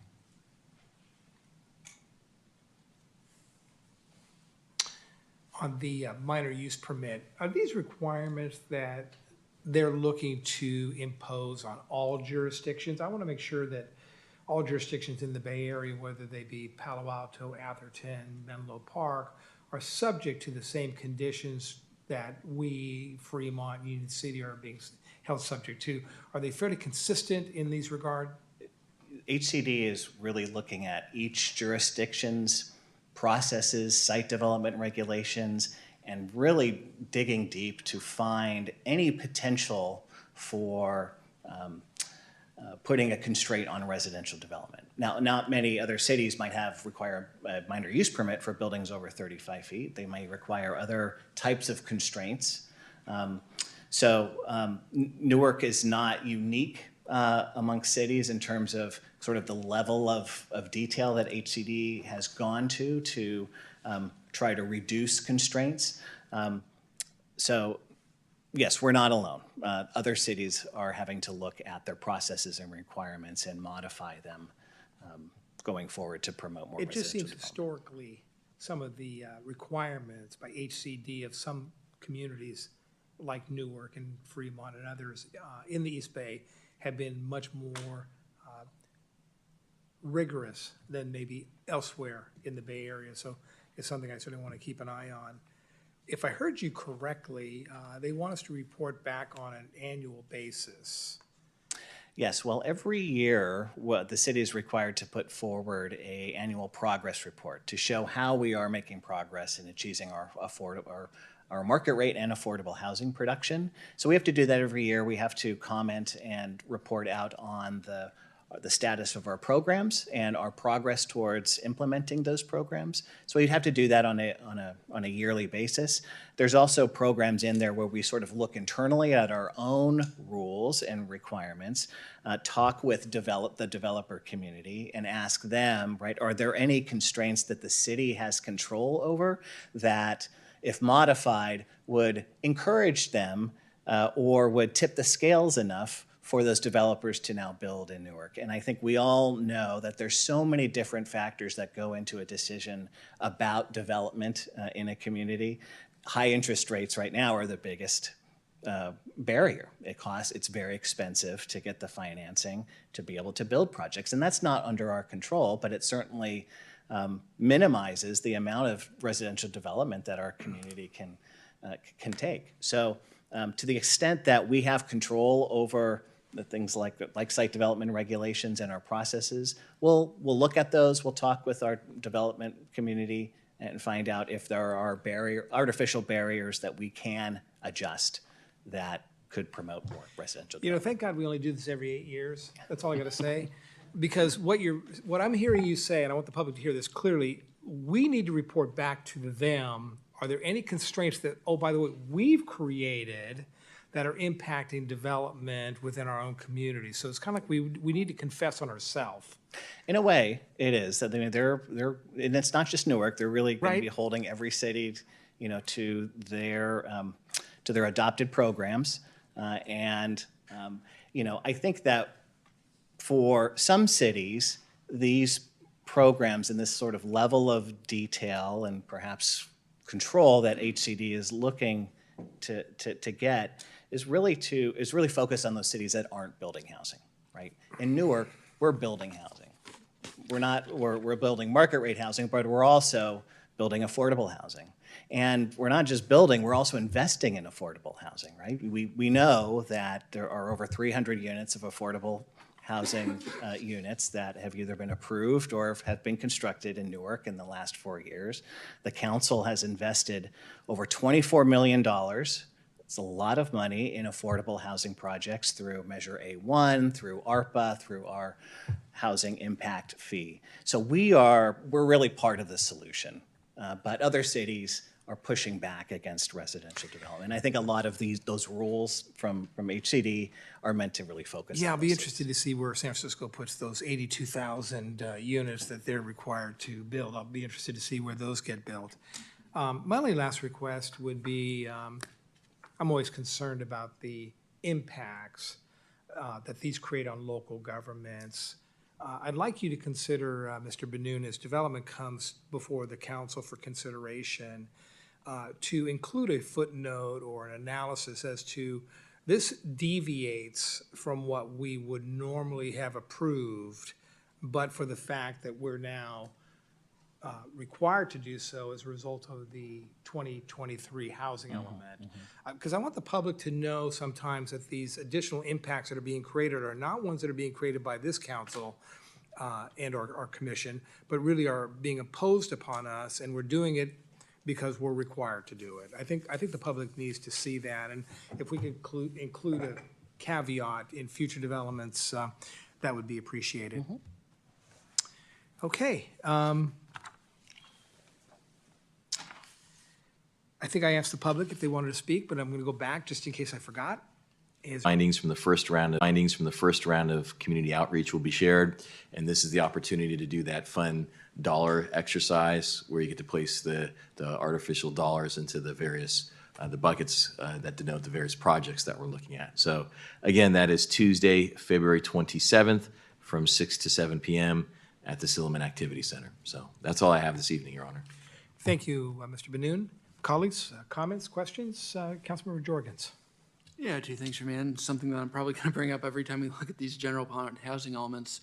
One of the biggest constraints to development in Newark is transportation and lack of rail, and it continues to be crazy to me that, the Dumbarton Rail Corridor was acquired by a public agency before I was born, and yet we still have no rail going across that, around. We're looking at these things that have not, been a barrier to, providing housing in Newark, that the state's requiring us to do. Meanwhile, there's this rail line that, is a, impediment to providing, real affordable housing that, nothing's happening there. So that's always going to be a frustration for me.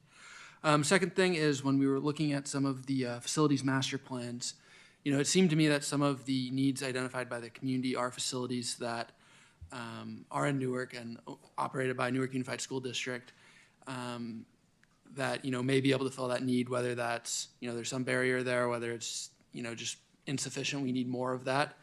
It occurs to me that, may be happening the other way too, that they've identified needs of facilities that we have where we're not able to meet that public need. I think for our April City of Newark and USD Liaison Committee, it would be good to add a facilities master plan update, just so we can get their feedback on, what they've been hearing from their students and communities that I think would be valuable insight for us.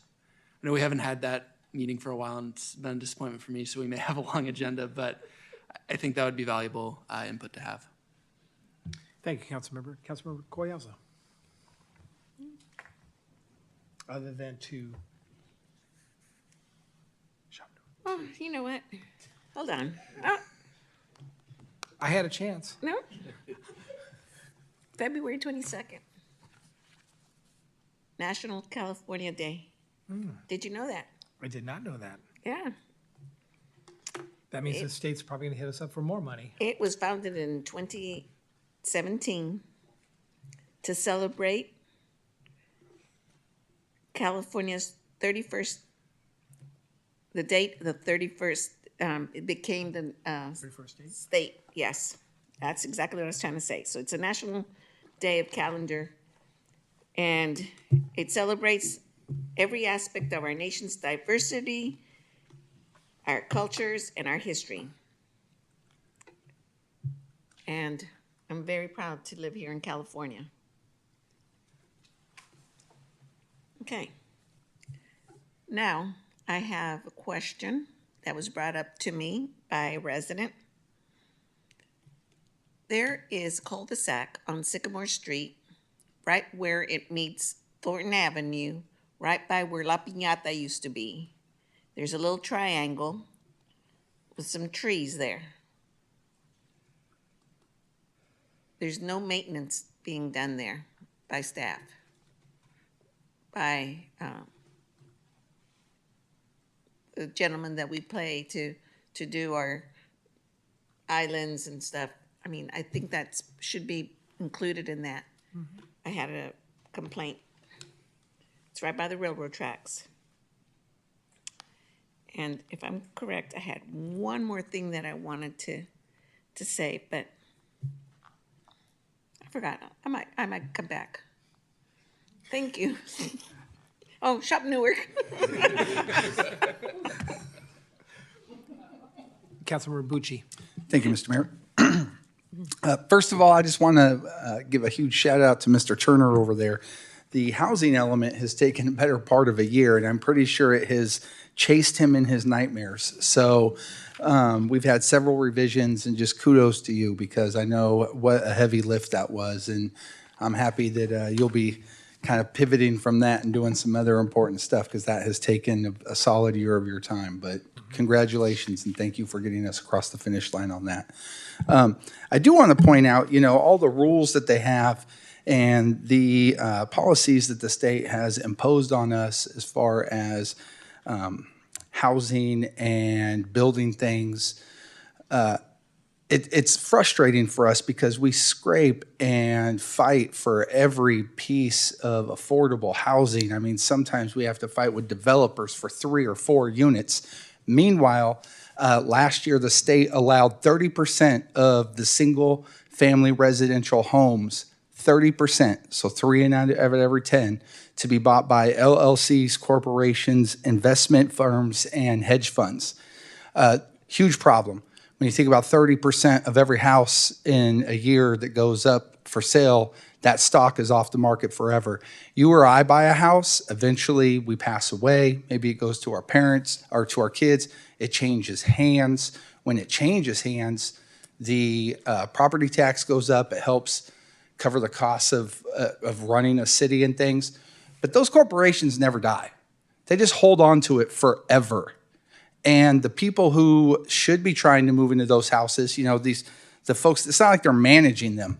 They hire management companies that take care of them, and then they push the rent to the maximum as soon as they can, every year, as much as they can, to increase the profits. And the people who want to get into a house can't. So they get pushed into townhomes and duplexes, and the people who would be in townhomes and duplexes get pushed into the apartments, and the people who should be in apartments get pushed out. And there's a direct correlation between the amount of houses that have been allowed to be bought over the same timeline as the huge increase in our homeless population. It's a huge problem that nobody at the state or the federal government seems to give a damn about or wants to do anything about. And it's rooted in money. It absolutely is. But meanwhile, they'll make us have a staff member waste a year of time fighting over a couple of percentage points on parking spaces. It's ridiculous. So when you see your senators or you see your assembly members, or if you bump into anybody, the time to bring it up is when you see them. Right? When you have them in front of you, mention it. We had Senator Wahab here a while back, and I asked her about this, and she didn't even seem to know that that was the case, right? 30% of every single-family residential home every year is now going off the market. How long, how many years until there's nothing left for the rest of us? You know, I will tell you that me and Councilmember George down there don't own our homes, right? I have been a council member in the city for 10 years. I've been part of the trades. I have a good union job for 20 years. So does my wife. She works for the Dublin-San Ramon Water Services District. We looked at houses several times, and we're never able to do it. I looked at a house recently in Newark with a $60,000 down payment. The PDI, the mortgage, and the insurance for us was $7,000 a month. It's ridiculous, right? I love this city. I grew up here, right? Class of 96. The cost of living is going to be what pushes me out. We've seen good coaches, good people, right? Folks who are invested in our community get pushed out because of the cost. And they're just allowing it to happen. But meanwhile, they beat us up on these RENA standards, which aren't okay. So this is a call to action, and I'm going to bring it up every time because I think this is the real problem. When we talk about the cost of living and we talk about homelessness, especially in the Bay Area and in California, this has a huge impact on it, and it shouldn't be allowed. So if you have the opportunity to bump into any of these people, you know, take that time and let them know, because it's the only way we're going to get change, keep put pressure on them to do that. So it's extremely frustrating. Let me get off my soapbox for a second, sorry. Couple cool things in Newark coming up. Mr. Banu mentioned the Parks Master Plan. That is exciting. We're going to be using the Newark bucks and kind of identifying some of the projects that we've looked at, and then it's a great exercise in budgeting as well. So, you know, we can't do every project, but it's great for the folks to come out and kind of put their Newark bucks where they think they'd be best spent. It actually helps staff and council quite a bit when we're making those decisions. So I encourage everybody to come out to the Silliman Center next Tuesday. Also, Wednesday, March 6th, we're going to be doing our Old Town public meeting. So we're looking to make some improvements down there in Old Newark. I hope some of you guys can make it out to that. If you're still here, you obviously love presentations, so we'll see you at both of those. I don't talk too much about things going on outside of Newark, but there's two great groups that have been working very hard to put on an event this weekend. And I'm sure we've all heard about the Oakland A's and kind of what's going on with them. But there's two fan groups called the Oakland 68s and the Last Dive Bar, who are just, you know, groups of fans who are putting on the Fan Fest this weekend in Jack London Square. It's from 11 to 4. The A's have nothing to do with it. They haven't sponsored it. They haven't promoted it. If anything, they've tried to be a hindrance for it. And I think the people and the volunteers there who have been trying to put that on have done a great job. And if you have a chance to go out and support this weekend, that would be great. And then lastly, it's my wife's birthday, so I want to say happy birthday to her because it's almost 11 and I'm not home. So happy birthday, Megan. I love you. All right. Thank you, Mr. Mayor. Mayor, can I add one thing? Yes, Councilmember Jorgens. There is a bill authored by Newark's Assembly member, just to add on to Councilmember Rucci's point, authored by Newark's Assembly member that would prohibit corporations from owning more than 1,000 homes in California. And let's just sit with the fact that there are corporations that own more than 1,000 homes in California. And that's the best we can do, is get them down to just 1,000. It's ridiculous. And just introduced, hasn't been passed yet, so we got to work for it. And it's a start. So thank you, Councilmember Jorgens. Vice Mayor Freitas. Yes, Your Honor, just one item, but last week we, the council members, or the council celebrate the Employee Service Awards. It was a wonderful reception, led by the rookie HR director. Thank you, Ms. Kathleen Waters, good job. And we, I guess the executive team has a hard time to select it among the nominees to choose a person of the Employee of the Year. It's Mrs. Sheena Raj. So congratulations to her, and we're looking forward but it was a wonderful reception. and thank you to all the celebration of 5 years, 10 years, 15, 20, and 25 years. So with that, I conclude my. It was a well-attended event. Yes, it was a Congratulations, well-attended event. Mr. Yes. Boone. Excellent. Yes. Two announcements. There is one on upcoming vacancy on the Senior Advisory Committee. The committee meets quarterly at the Senior Center to discuss matters that impact the senior population. Newark residents 55 years or older may apply to serve on the committee. Applications are on the city website and will be accepted by the city clerk until 2 p.m. on March 7th. Thank you for that. Let's not forget this is also Black History Month, February, and I'd like to take a moment to pay homage to the rich history and contributions of African Americans.